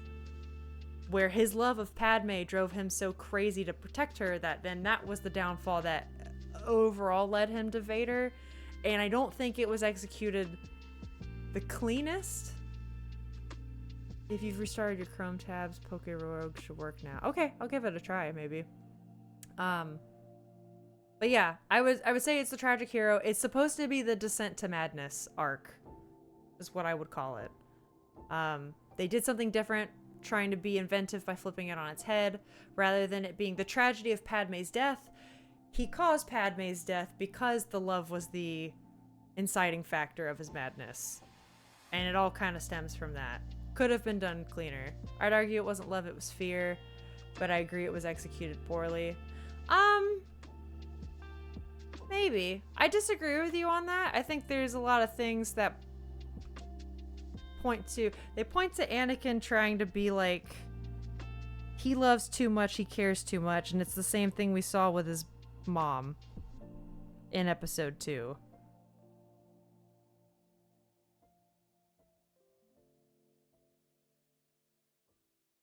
Because really, Fear's just kind of like a step forward from that. I would also bet from a writer's perspective that, like, they were trying to turn the trope on its head to make love cause the tragedy that then normally incites the descent to madness. But yeah. Neopets?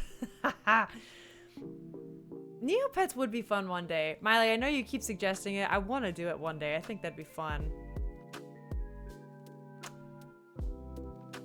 Revenge of the Sith is my fave for sure. That's also, Rick, I think that's one of my favorites. I love a lot of the original, but I don't know. I do love Revenge of the Sith. The prequels fell on the classic sword, trying to cover too much time in X movies. Yeah, that's very true too. I think that's kind of what I mean by half-baked. I think some of these ideas could have been executed better, but the time wasn't there. I completely agree. Fear leads to anger, anger leads to hate. This is very true. They could have started from the beginning of Clone Wars and taken their time. Yeah, that's true. He was afraid of losing his love. He was afraid of not being strong enough to protect the people he cared about. The fact that we disagree, though, proves that it wasn't executed well, and that there isn't it isn't clear to the audience. Yeah, that's very true. That's very true. I learned from Attack of the Clones that girls will overlook mass murdering if you impress them with your lightsaber skills. Yeah, and then there's also, like, apparently they'll ignore a huge age difference. Rip.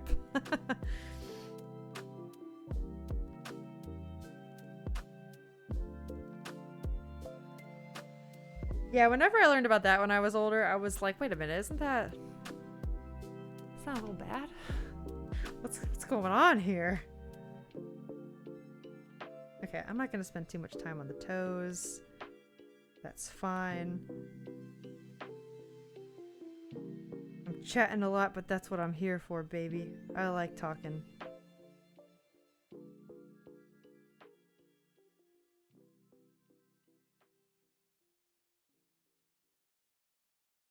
Okay. Yeah, then we'll just darken these lines and we're about good.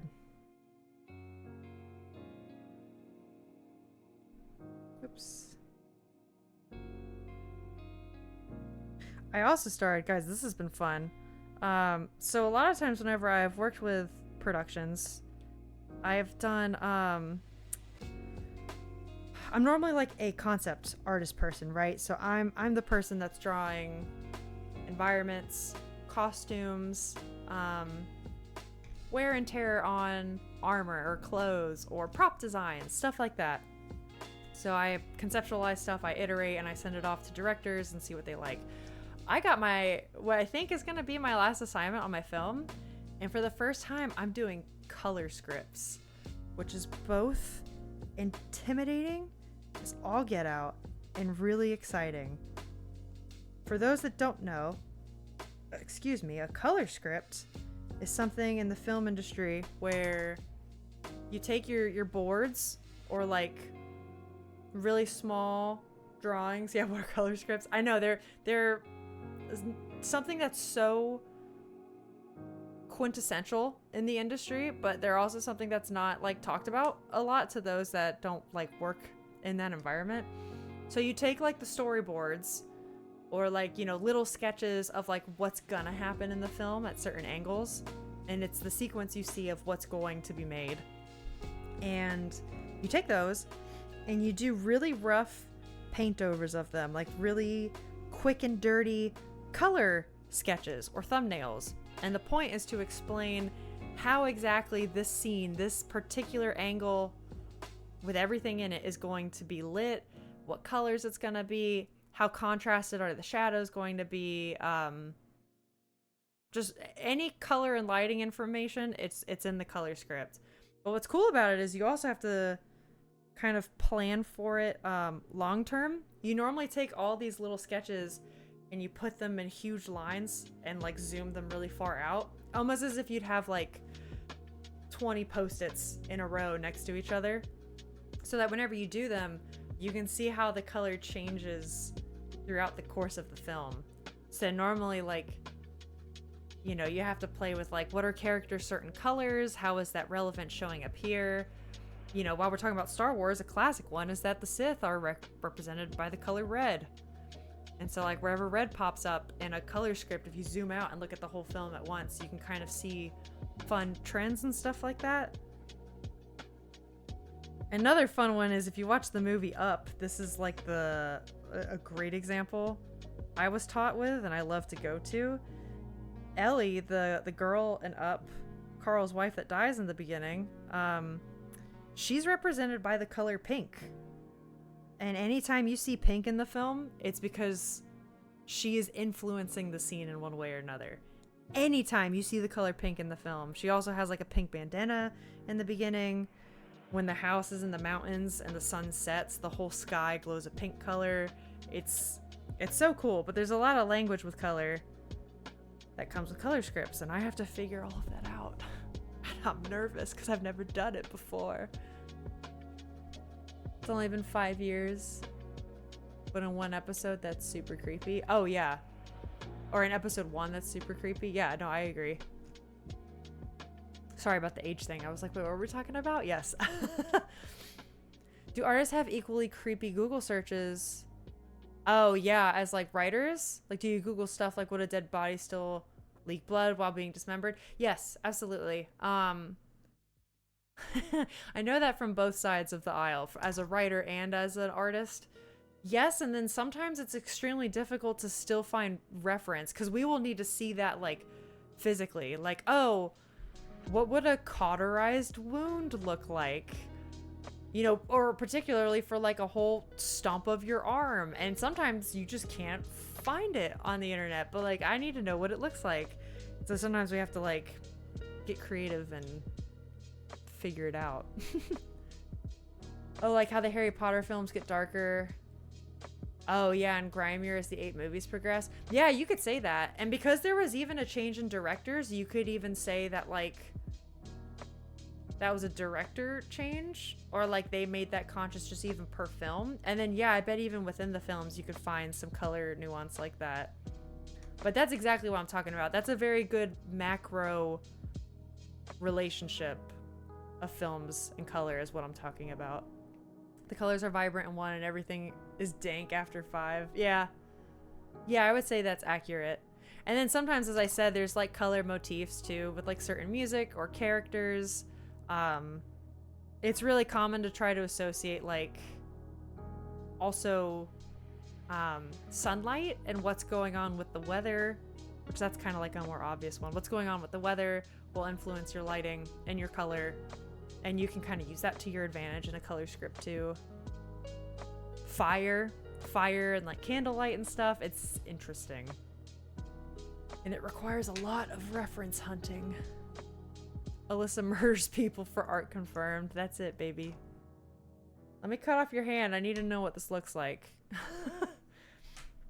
Okay, but with that, here's this. We did it. That was literally all that was on the page. I thought, oh, cool. We'll just do a quick little thing. I need to get some more anatomy studies in anyway. This was the page we did last time. And this is the page we did today. And guess what? Guess what? This is the last bit. The next 2 pages are the last 2 for this book. Honestly, that timing might line up perfectly with the end of my film. Because then I could just jump into Blender stuff and do the character designs. That'd be sick. Yay! Cool. Alright. Now what do we do? I know Miley suggested Neopets, and Miley, I think I'm gonna save that for like a goal. Post affiliate. I don't know when, I don't know how, but it's gonna happen. Because it might just be fun to futz around one day with that.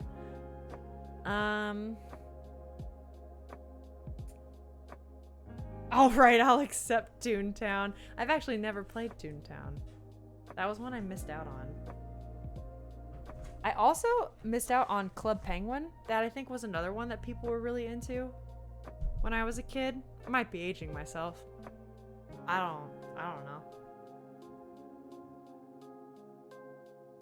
Oh. Wait, are you offended by Toontown or Club Penguin? Or both, I don't know.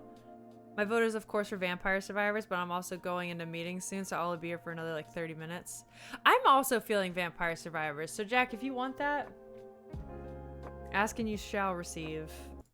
Let me turn off the lo-fi. We're gonna get Steam going. My vote is for Baldur's Gate 3 or Vampire Survivors. Okay, we'll do Vampire Survivors because it's been a while. I think the next time I stream, I'm gonna do Baldur's Gate because I do want to keep up momentum with that. It's so much fun. It's just so much fun. Okay. Got that.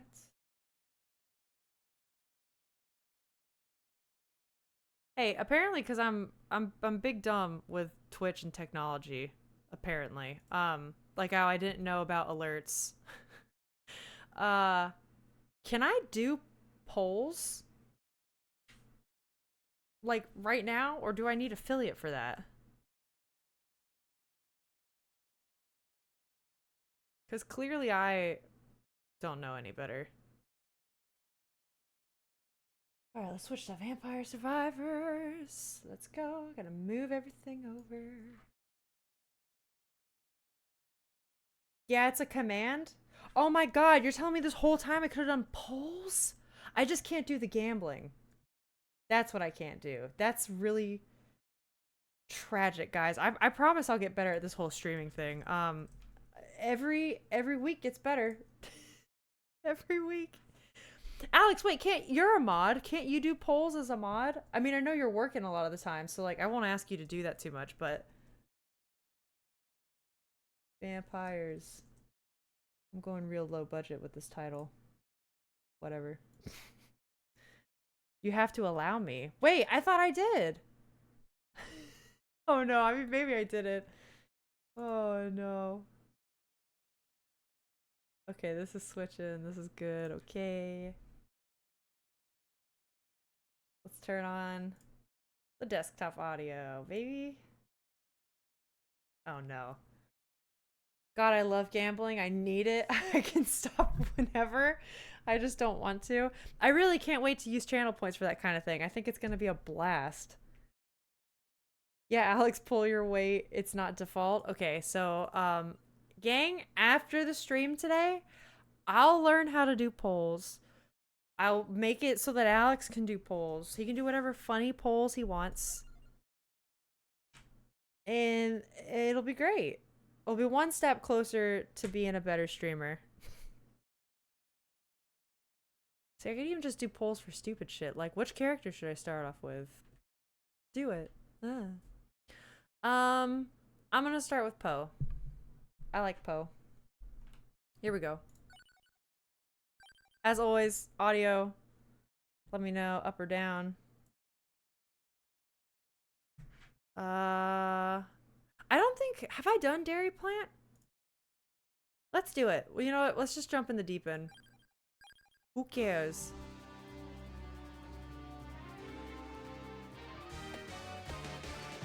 Where am I here? Okay. Bible, right? Bible's the way to go. Sounds like audio will be good. And we'll see when the music starts. Okay, cool. Yeah, I just don't want to blow anyone's ears out. As someone who lives with headphones, like at all times around the house, even when there's not music playing in them, there's nothing I hate more than being jump scared. And I don't want to do that to the good public. I would be upset. I hate it so much. The clock lance was pretty nice. I feel like I haven't used the axe though. I should have checked to see what unlocks I need. We'll just go with the axe. Who knows how long we'll make it. The dairy plant is normally kind of difficult for me too. Library is definitely my favorite stage, but like, yeah, dairy plant always like, I just remember whenever I played this game more, it was difficult. And I felt like it leveled up really quickly, but it could have been user error. Ooh. I do like the crown. I'm gonna go for the crown. It's a tad loud compared to you. That's fine. We can turn this down. Let me know if it needs more. I did turn it down, but we can fix it. Just a touch in either direction. Oh, okay, cool. Yeah, we can do that. We can do that. Maybe if I have some free time this weekend, I can really finalize this whole microphone gating situation. Because I would like that to be better. I feel like I had it really good when I first started streaming, and then an update happened, and I haven't been able to like get it back or like improve upon it, and I want to do that again. Dairy Plant's definitely one of the harder ones, even late game. Okay, that's good. That makes me feel like it's not completely a user error issue. Uh-oh. Oh, you know what else was one that used to kind of like... Oh no, it used to get to me? Was... What's the one called? I think it's like the 4th stage after this. Where the water rises the whole time. I ended up finding some trick to get past it, to get to the bottom. And I forget what I did, so we're just... we're gonna have to rediscover that together, I guess. But yeah, guys, if you haven't played this, the next stage is one where... There's a water level. You're trying to go up a tower, and water level from the bottom just keeps rising. Rising to get you. And it's really scary. And I remember I got past it somehow, and I forget. And maybe even then I did it incorrectly. I think I just made a build where I ran straight into the water and just booked it to the bottom, and then I made it. And I don't know how I did that. Anybody else getting a choppy stream? Oh no, all the suddeners at me. Okay, gone. Now ignore me. I did drop just a few frames. It looks like it was very brief though. Let's hope it stays that way.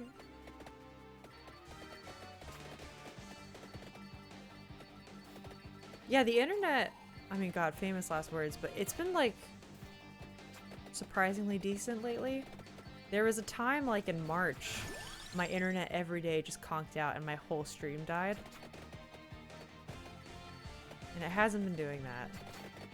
So we hope, we pray.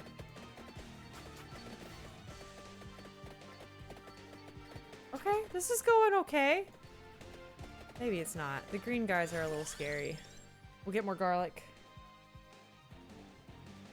Dropping frames of trouble for painters and streamers, and I'm both, baby. We hate frames. Or rather, we love frames so much, we hate to lose them.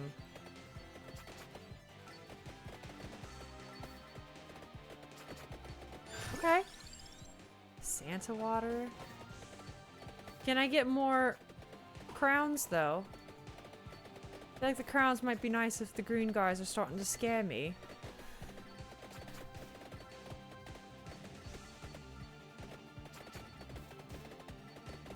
Okay. Okay.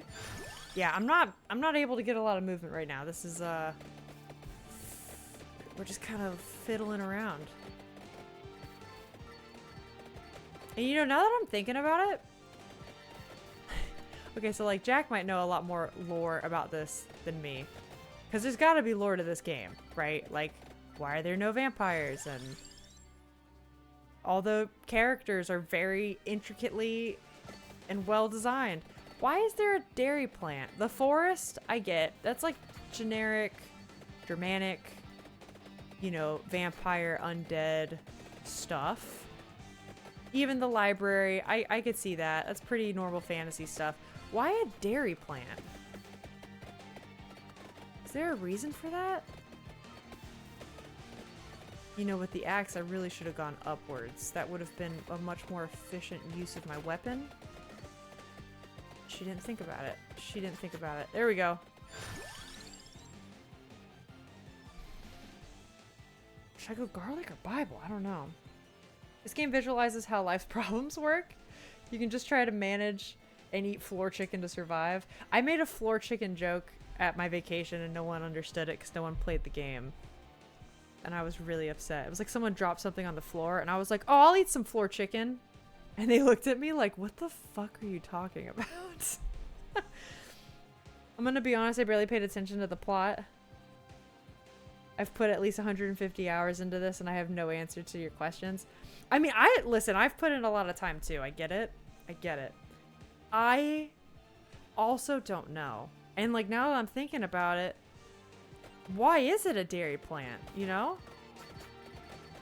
Why dairy specifically? I mean, the factory vibe, the plant vibe is already kind of an interesting choice in itself. But I don't really know why dairy is, I don't know, a necessary detail to add. I like the cross. Let's go with the cross. Okay, okay, they're ganging up on me. It's really nice that the garlic gets rid of these little energy balls being shot at me.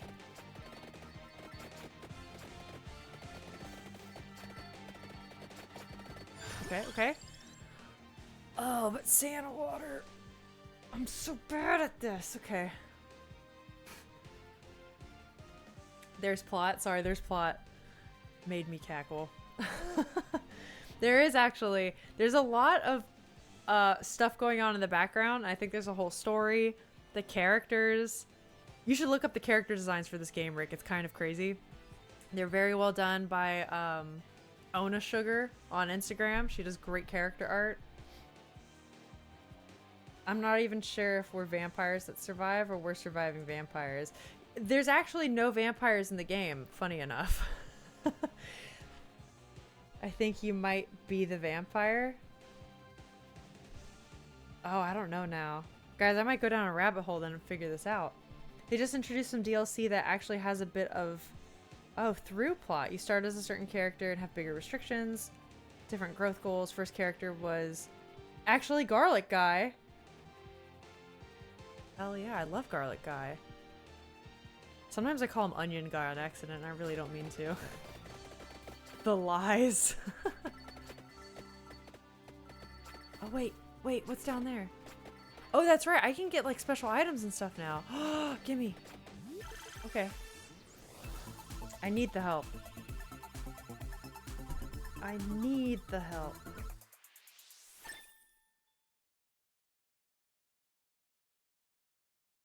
Okay. Okay, it was the axe. You don't love to see it, but that's okay. I think I just need more firepower. I think I just need to be more offensive. And I want to go to the green guys. Wait, if I, like, pause. Okay, this is just the evolution information. Oh, that's a building? I thought it was a floor.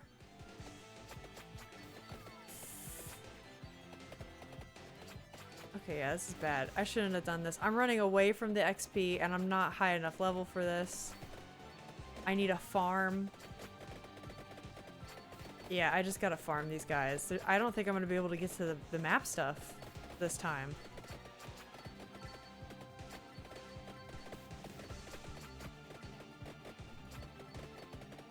Yeah, I think I might go down a rabbit hole of the lore for this game. I'm really curious now. Ugh. Okay, we run while we can. Alright, we get some XP. Give me your jewels. I walked right into that guy. I thought for sure he'd be dead. But the blue slimy lizards are slippier than they look.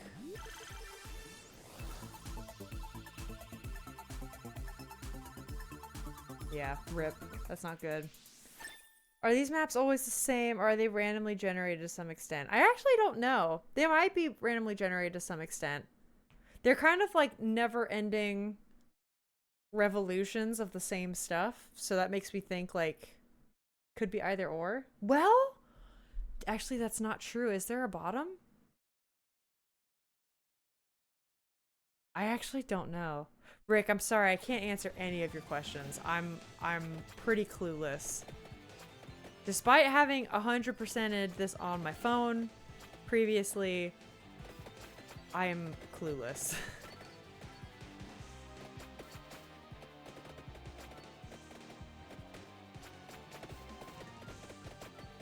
Okay, come on, come on.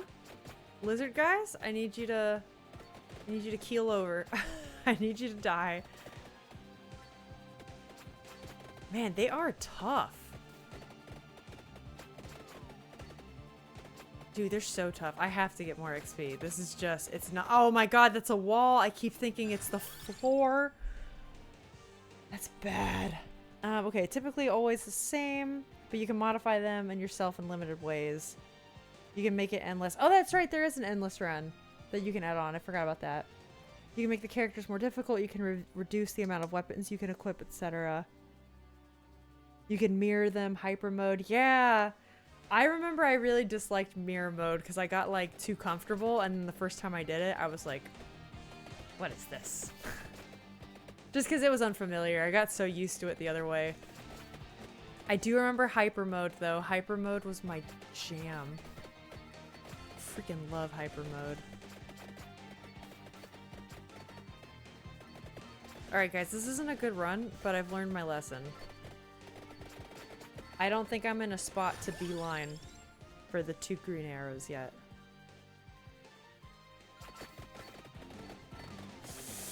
Oh my god. Ugh. And I need some floor chicken. Stat. I need it stat. I need it now. Oh. I don't know if that was a good thing or a bad thing. Oh man. Okay. Oh god. Okay. Oh my. Oh, it's bad. It's bad. We're gonna run.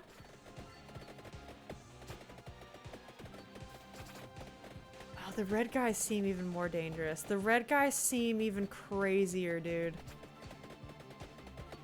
The red guys are even crazier, dude. All right. If I'm gonna die, I may as well make a run for it, shouldn't I? Uh-huh. Yeah, because this is now over here. Is that a wall? I'm having a really hard time telling what's floor and what's wall. Okay, so that's a wall for me, but the monsters can go through it? That's, malarkey. Oh my god! It was right there. It was right there. Alright, let's try it again. Let's try it again. I'm just dusting the cobwebs off. We're figuring out how to play again. Oh, let's get more recovery. I'll need that. What do I need to unlock people? Survive 20 minutes with at least 10 plus. Curse. Recover a total of 1,000 HP. So a lot of floor chicken. Earn 5,000 coins. 100,000 enemies. Is it Gallow Tower? That's the one I was talking about with the rising water. That one's tough. Open the coffin dairy plant. Okay, so we have to find the coffins. That's gonna be easier if we find a map, though. So let's do this again. I think that looks like a map. I know, Rick, it was sad. It was big sad. Alright, we're gonna try it again. We're gonna gun for the map. I am gonna get experience, though. I need to prioritize that. Yes. And I'm not picking the axe. The axe sucks. I don't want to do it anymore.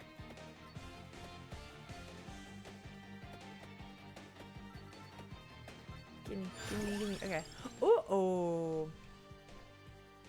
I do like the Bible. The Bible garlic combo is my favorite in the game.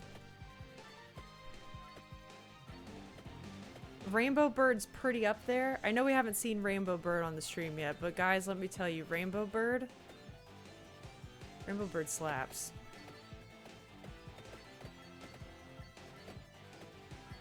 Okay. See, I think I get too cocky where right now I'm just walking right into them. And one whiff of the garlic, they're down. They're down. Look at that. And then I do that later when I'm underpowered and it's not the same. But right now, no one stands a chance, dude.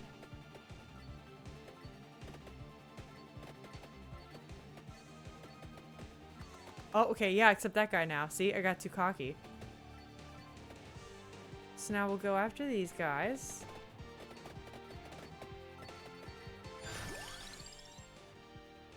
I feel like the laurel would be useful. That's what I'm gonna do. protect myself. Because I need it.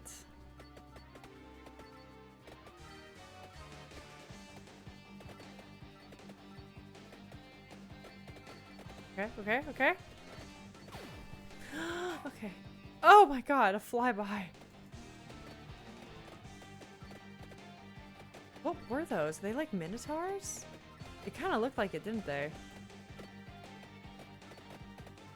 These guys look like funny ghosts. Isn't there like a bestiary in this game? I think you can look up what they are. I want to do that before I get off stream. I want to know the actual names. I think these guys are fish faces. That's what I would call them. The fishmen, the fish face. These are just green lizards. I have these in my backyard. The fish faces are pretty easy to take out. I'm cool with it. Oh, when you get a moment, we haven't done the question of the day. That's true. Let's do it now. Hold up. Let me pull it up. Boop.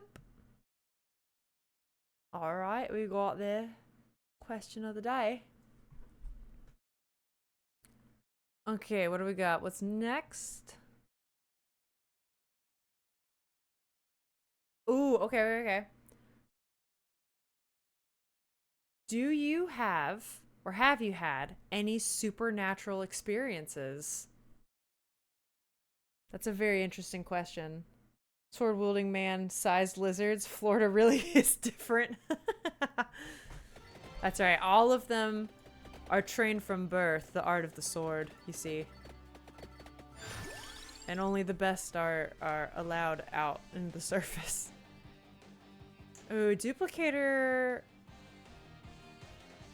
Duplicator might be nice with the Bibles, but like honestly, that's kind of about it. I might go Santa Water. Or maybe Pentagram. I'll claim Santa Water. Okay, supernatural experiences. That's a tough one. That's a tough one because what would you describe as a supernatural experience? Like if I've been in a haunted house and like something creepy happened? Saw a ghost kind of deal? I gotta think about that.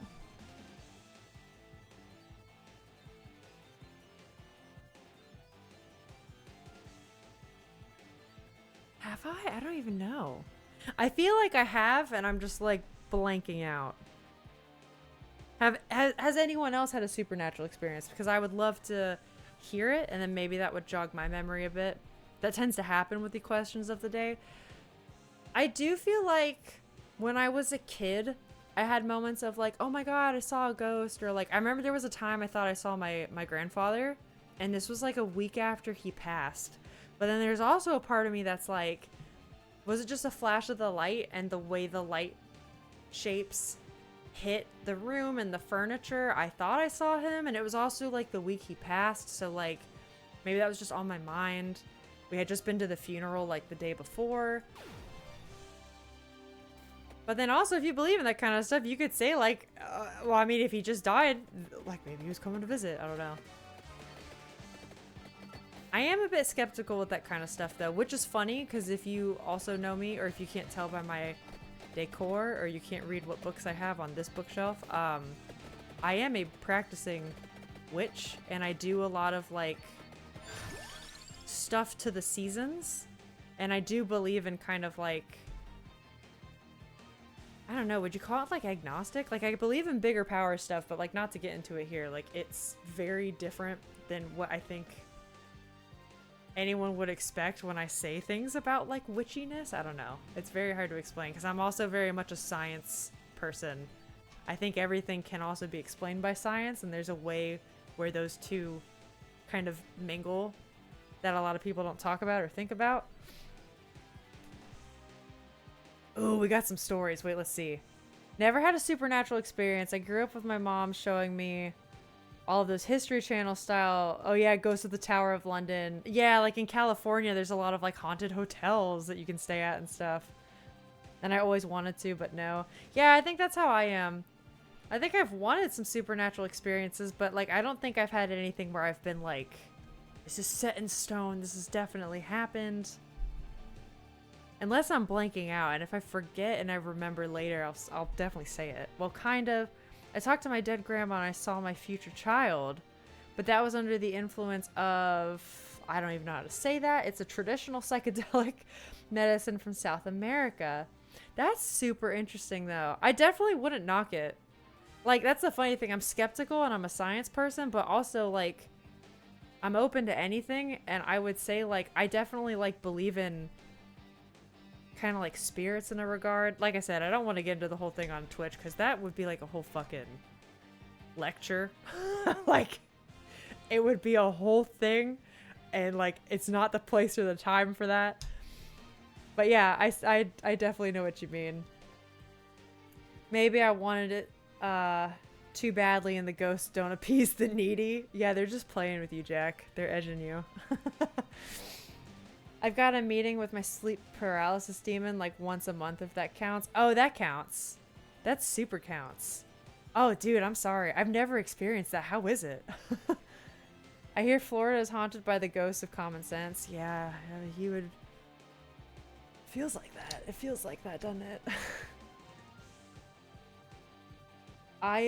Oh man, ayahuasca or ayahuasca? Huasca? I sound like I'm saying craziness, I think. Ayahuasca. That's cool. It is ayahuasca.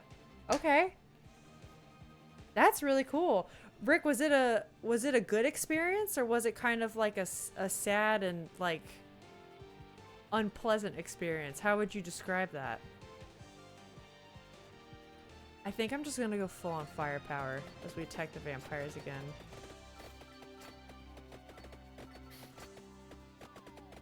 Yeah, supernatural stuff is really interesting. I feel like there's some, I don't know, obviously like the whole question of like supernatural things kind of brings up the whole what comes up after death, right? And like, you know, what does the human soul mean, or the soul of any animal? Or then you can go to the animist perspective, right? And like the soul of things, or the earth, or kind of like some other practitioners would talk about like land spirits and stuff, and kind of like what that means. And it's different for every single person, every religion. It's super fascinating, really. But I feel like there is a space where science and the supernatural can commingle, and one day they will serve to kind of explain each other a bit. I don't know. Rather than right now, I feel like in our modern day, it's like two stark camps, and you're either like a science person or you're like a hippy dippy, you know, you're seen as more woo woo, like I'm into this kind of thing. And there's not another overlap, and realistically, I think there is. I just think we don't have that information yet, or the capabilities to like measure that kind of information. It was good. I mean, meeting my grandma was sort of like in passing. She didn't have anything for me really. Oh, I see. She had died at that point. She was just like, I'm just waiting for your grandfather to join me. That's kind of cute though. Just like, hello. That's cool. I'm glad it was a good experience. I feel like sometimes like especially when it's brought about by like a drug like that, some people have like really like almost sinister experiences with that, you know, or it like freaks them out. I mean, like I know that happens sometimes with drug reactions in itself, but like if they have a supernatural experience like that, they will describe even that wigging them out or being uncomfortable for whatever reason. So it's good that you did not get that. Okay, I do feel like we're doing a bit better than before. The green lizards feel a little easier. I can tell, let me guess, I'm not even gonna look at the clock. I think I've been streaming for about 3 hours. It's hard to tell because I started late today, but because my stomach is growling at me and it's yelling at me to get food. That's what that means. Oh, I'm totally going Bible. For sure. The daughter, I'm very interested to see what happens with that. Yeah, for sure. It left enough of an impact that you still remember it now. Yeah, I wonder if one day you'd have a daughter and then you'd be like, wait a minute. Oh, you know what? I do have some supernatural experience. Okay, hold on. I do thought of something. You saying that made me think of it. Okay, I see Jack saying you're gonna head into meetings for now. Guessing you'll be offline. Oh, you're gonna say goodbye? Yeah, Jack. Hey, thanks so much for hanging out. If I am online, I mean, you're welcome back in, but also no worries. Like, I'll see you around. Happy meetings. Okay, you have a snapshot image. Oh, because I got a snapshot image of me with my future wife. A blonde, that's all I could make out, holding my daughter, about 4 or so by the hand. Oh, that's really cute. I wonder if you'll have like a deja vu moment with that one day. That's cool. We were standing on a street corner with a very specific type of lamppost outside, like a cafe thing. Yeah, that's really cool. Yeah, hold on to that memory. That'd be super interesting to see if that actually happens. I saw this TikTok a while back, and it was a guy who had a question for Witch Talk, and he was like, so my neighbor has this crystal or something on his door for protection, and this morning I noticed it was on the ground shattered. So, like, okay, he's gonna die, right? But, like, am I good, or should I, like, move? No, that's not what that means. That's hilarious, though. I mean, it could also be, I don't know, it could be a lot of things. Smiley, listen, if any of you all want to ask me your witchy questions, I'll answer. Just don't judge me. Just know, I promise I'm not crazy. I'm putting myself a little bit out there saying this on stream, but also it's a part of who I am, so, like, fuck it, whatever. Like, oh. Okay, yeah, and then Jack's into meetings. I'm so interested whether or not I married a blonde, have a daughter, and recognize them the moment it takes place. Yeah, okay, there's actually this thing. So, Rick, you saying that... Okay, I can kind of talk about my supernatural experience that I would say is weird. I often get this thing that's like deja vu, and I've had other friends have it as well. I don't know what the heck it is. Because I've also done some Googling to see, like, the science behind it. And, like, oh, what is this about? Is there an explanation for this? I will sometimes have dreams. Like, go to bed, go to sleep. Regular ass dream happens. But it feels really different than my normal dreams.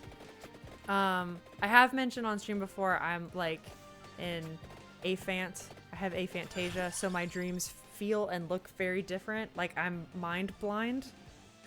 So I describe them as that whole, like, when Frodo puts on the ring from Lord of the Rings and everything's, like, really gray and wispy and you can't make out a lot. My dreams are like that, but even, like, lower definition. My mind's eye is like that. It's extremely low definition and everything is wispy. I only make out shapes because there's movement. It's bizarre. But these dreams feel very different. I end up leaving them, even though I can't see in them, I leave them with way more information. And sometime within the next, like, 6 months to, like, 3 years, I will experience it in real life. And I have a deja vu moment where it feels like deja vu and I'm like, whoa, what? And I've looked it up, and apparently it's a phenomenon that's happened to other people before.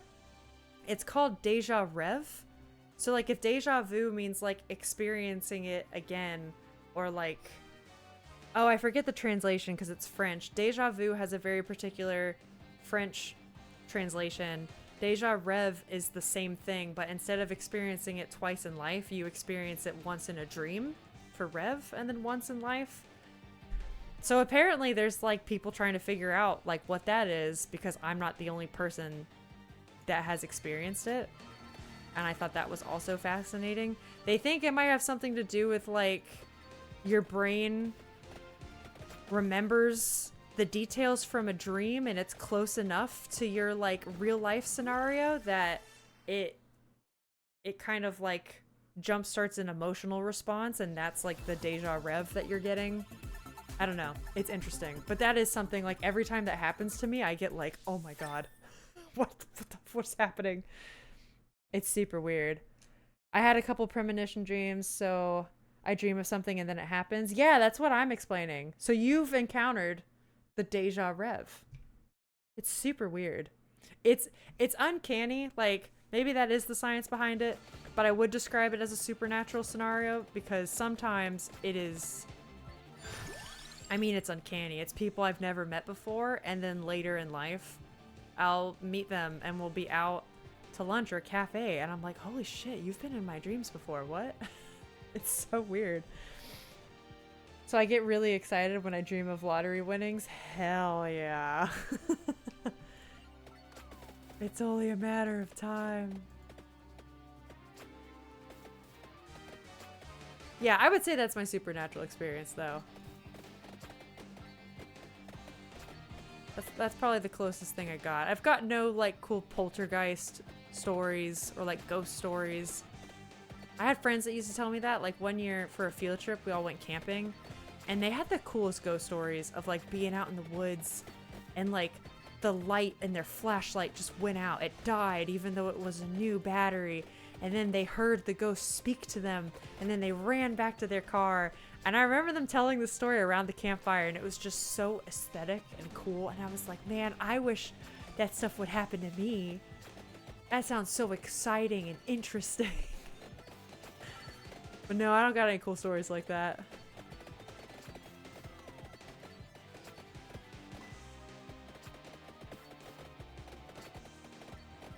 Okay. It would be fun to one day, like, have you guys seen, like, the game Phasmophobia, or when, like, that game came out? Oh man, this is bad. People started doing, like, ghost hunting.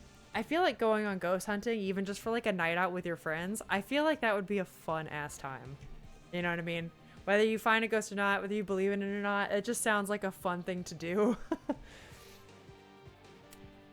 I'm also, oh no. Wait, yeah. I'm also super interested in near-death experiences. Those seem to often hold water in a weird way. No, I know what you're talking about. I've definitely heard some stories about those. It's like, yeah. It doesn't seem inconsequential. I totally agree. I usually hate ghost stories. They scare me. I watched a stream where the streamer told a recent ghost story she had, and you left the stream? Was it really that freaky? Or maybe they just, like, set the ambiance. I also feel like ambiance can make a really big difference. I'm going for the map. We're going for it. I think I've got enough. So, like, whenever I play a horror game, I do like to lean into it because... Oh, my God.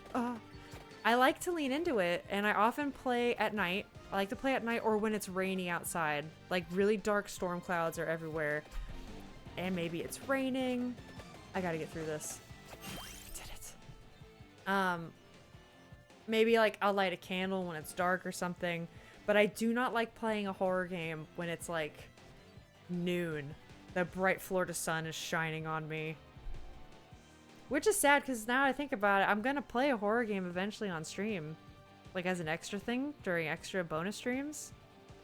Oh, and I'm gonna have to play that during the day. That kind of blows. Oh, well. I didn't even take the chance. That's hilarious. I haven't done ghost hunting, but I've done haunted tours, and they can be fun. That's cool. Have you been on good and bad haunted tours? What have been your favorite, Smiley? I muted at first and then returned. I thought... Wait, you returned to... I thought it was my daughter at first, but it wasn't, and you noped out? That is so funny. Oh my god, there's big guys. There's big guys coming after me. Okay, we're not gonna make it. The run is dead. I'm pretty sure the run's dead, but we got the map, so that was a win. Yeah, oh my god. The freaking Transformers with swords are coming after me. Okay, if I could just cheese it out of here, that'd be great. Hey, thanks for not picking on me with the supernatural stuff, gang. I always feel like sometimes talking about that, especially being a woman on the internet who's into that kind of stuff, people would think I'm a little woo. And it's always, like, scary to put yourself out there. So thanks for not making me feel bad about it. My past haunts me enough. I don't need a ghost. Amen. Oh my god. Okay, here's a fun question related to all this. What would you do as a ghost? Let's say you're a ghost. Let's say you're bound to this world. And not like eternally. Let's say you're just here for like a fun time. What would you do for fun as a ghost? Like, would you haunt certain people? Would you haunt at all? Or would you just hang out? This is bad. Oh my god, they're like skeleton ninjas. What is going on? What is going on, dude? I need to level up. I need to level up. This is bad. This is bad. It wasn't in the cards. It wasn't in the cards. Okay, the good ones. Okay, wait, sorry. We're talking about the haunted houses now. I forgot. The good ones are just the ones that are what they are. Like, they don't try to play it up. Yeah, I totally agree with that. I went to Salem this last October just because, like, I was up there and we were like, we gotta do it. And you can tell which ones were, like, legit kind of magic shops and worked in that realm and which ones were playing into the tourist trap. That was very obvious to me. Those are the bad ones, like the gimmicky haunted house tricks. Yeah, I hate those too. I was kind of disappointed by some of that, but I also know that's like, I mean, Salem is a tourist place, especially in October. So I know what you mean. I might haunt the McDonald's, yours particularly. That'd be funny. Okay, I'm gonna do one more of these. What would I do as a ghost? I feel like I'd want to, like, live in the mountains. Like, I'd be like a helpful tree. I would just hang out and make sure hikers don't kill themselves or something. I grew up next to the Queen Mary. That's a good time. Now, wait. I've heard of the Queen Mary. What exactly is it? I don't know anything. I'm also gonna go for... You know what I'm gonna do? We're doing stage 1. I'm gonna open the map. What do we have? Ooh. I think I'm gonna go for the top right corner. I think we're just gonna book it. I bet that's the coffin, right? I'm gonna do it. Yeah, I've heard of the Queen Mary, Miley, and oh, I can't say I know much about it. Definitely have heard the name, though. And maybe when you say it, it'll ring a bell, because I feel like... You're in SoCal. I know there's a lot of haunted hotels and, like, boats, right? Is it a boat? Am I remembering that correctly? I might just be pulling that out of the ether, though. That's a big possibility. That's a big possibility for me. The forest feels so open and welcoming compared to the dairy plant.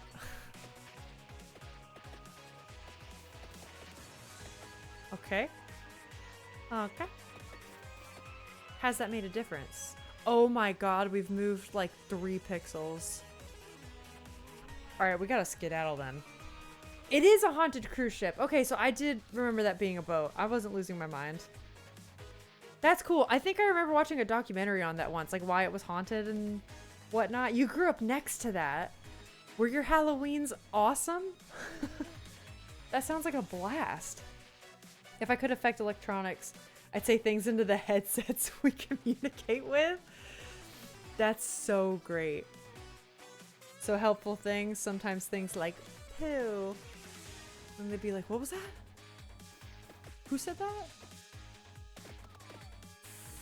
Alright, it's gonna be really hard to get to that without leveling up more. Uh-oh, uh-oh, uh-oh.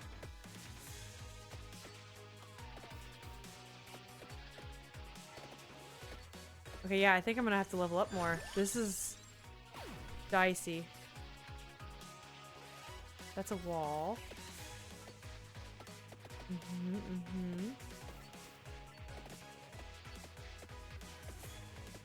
I want to get that. I think the question mark is one of those coffins they were talking about in the unlocks. I kind of remember that. I forget if it's the question mark or if it's hidden elsewhere.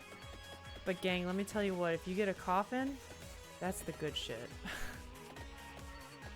We have to do it.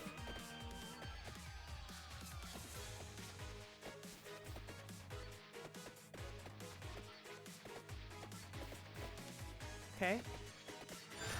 I'm moving, like, I'm sure I've only moved another, like, 2 freaking pixels. Candelabra might be good, though. I do just kind of want to get this out of the way, though. That was good. That was good. That was good. Come back at me, bats. This is good. Excellent. We used to have our high school winter formals on the ship. That's okay. Wait, that sounds so cool and exciting. Cause like, did people ever play into the whole like haunted shtick of it? You know what I mean?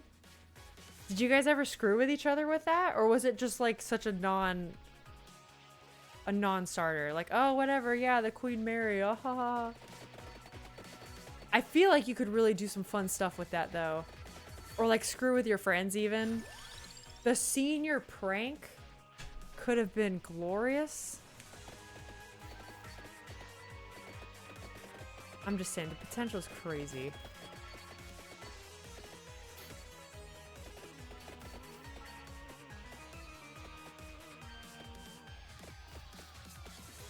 So wait, that means you must be close to the ocean too. So like SoCal in high school near the ocean, that's a fun time, dude.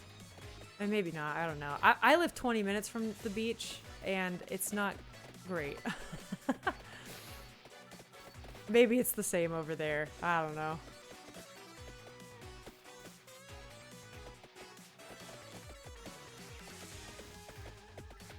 Okay, I gotta stop farming the bats, but they're kind of a saving grace right now. And I think I need some floor chicken. Oh, yeah. Yeah, I need floor chicken and I need, yep, a level up. This is what we need. This is what we need.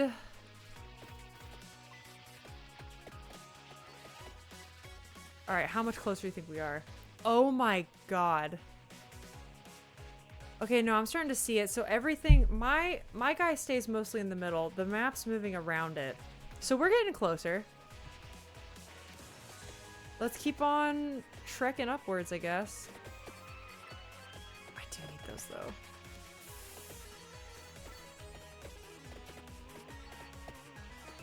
Okay.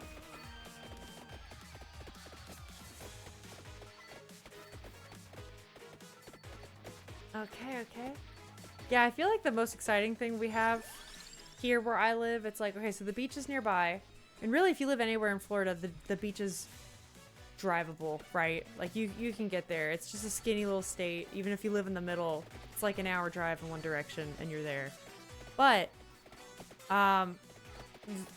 some of the beaches are quite lackluster, I'd say, compared to other beaches I've seen. The West Coast beaches are really nice most of the time.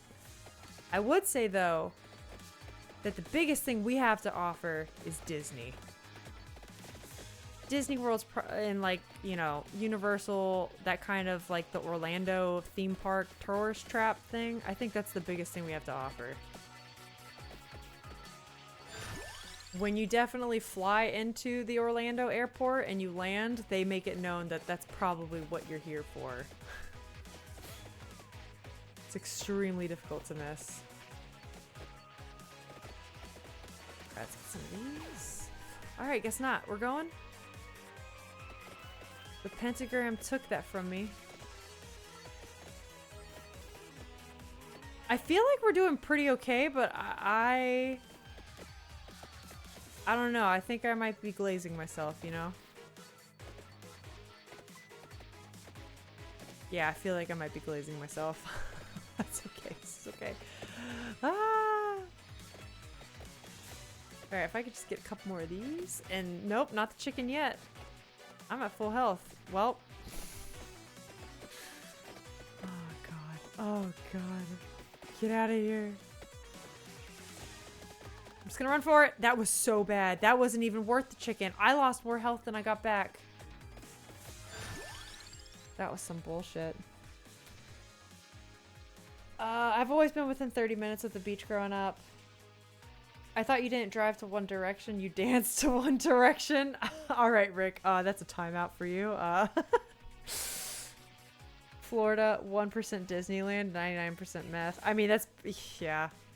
Yeah, that's true, because Florida's either like the crazy, yeah, like Florida man stories that you see with that, or it's Disney and tourist stuff. So like Disney beaches, maybe Miami, that kind of thing, for sure. We're basically twins my whole life. So I've been within 30 minutes of the beach in Disney. Oh, okay. I think I know roughly what area you're in then. That's cool. Yeah, I can imagine you have dealt with your fair share of like the tourism and like what it means for everything around you to be catered to the tourists. Okay, I don't have a lot of projectiles. Let's do the health. I feel like the health could be good for me. Does anybody have some chicken to offer? I could really use some. Okay, no, they're just giving me money. Damn, I want to get there. I want to get there so bad.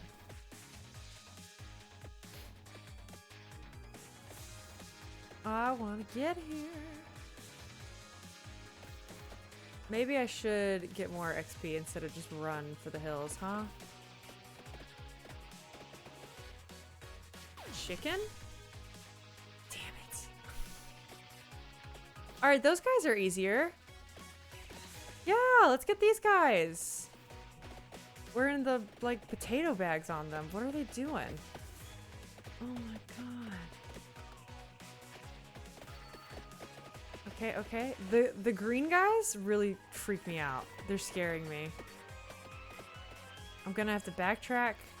And there's still no chicken. In a world without chicken. In a world without chicken. I thought that was going okay too, but it wasn't. Clearly. Damn. Was it a coincidence Rockstar chose Florida for GTA 6? Oh, yeah. 4, not war. Yeah, I got you. Alright, gang. We're gonna have to go for the coffin next time. We're gonna have to go for it next time. Let me close out. Okay, this is all kosher, right? Closing this. Closing that. Making sure everything's where it needs to be. Cool beans. Let me turn back on Spotify real fast. Installing. Hello? Where did you go? Spotify, you were just here. Alright, well. Here we go. Sweet. Yeah, no, definitely. Whenever I remember like the map for GTA 6 like a year ago was leaked and I was like, this is Florida, isn't it? You could tell where certain things were placed and like, yes, it was.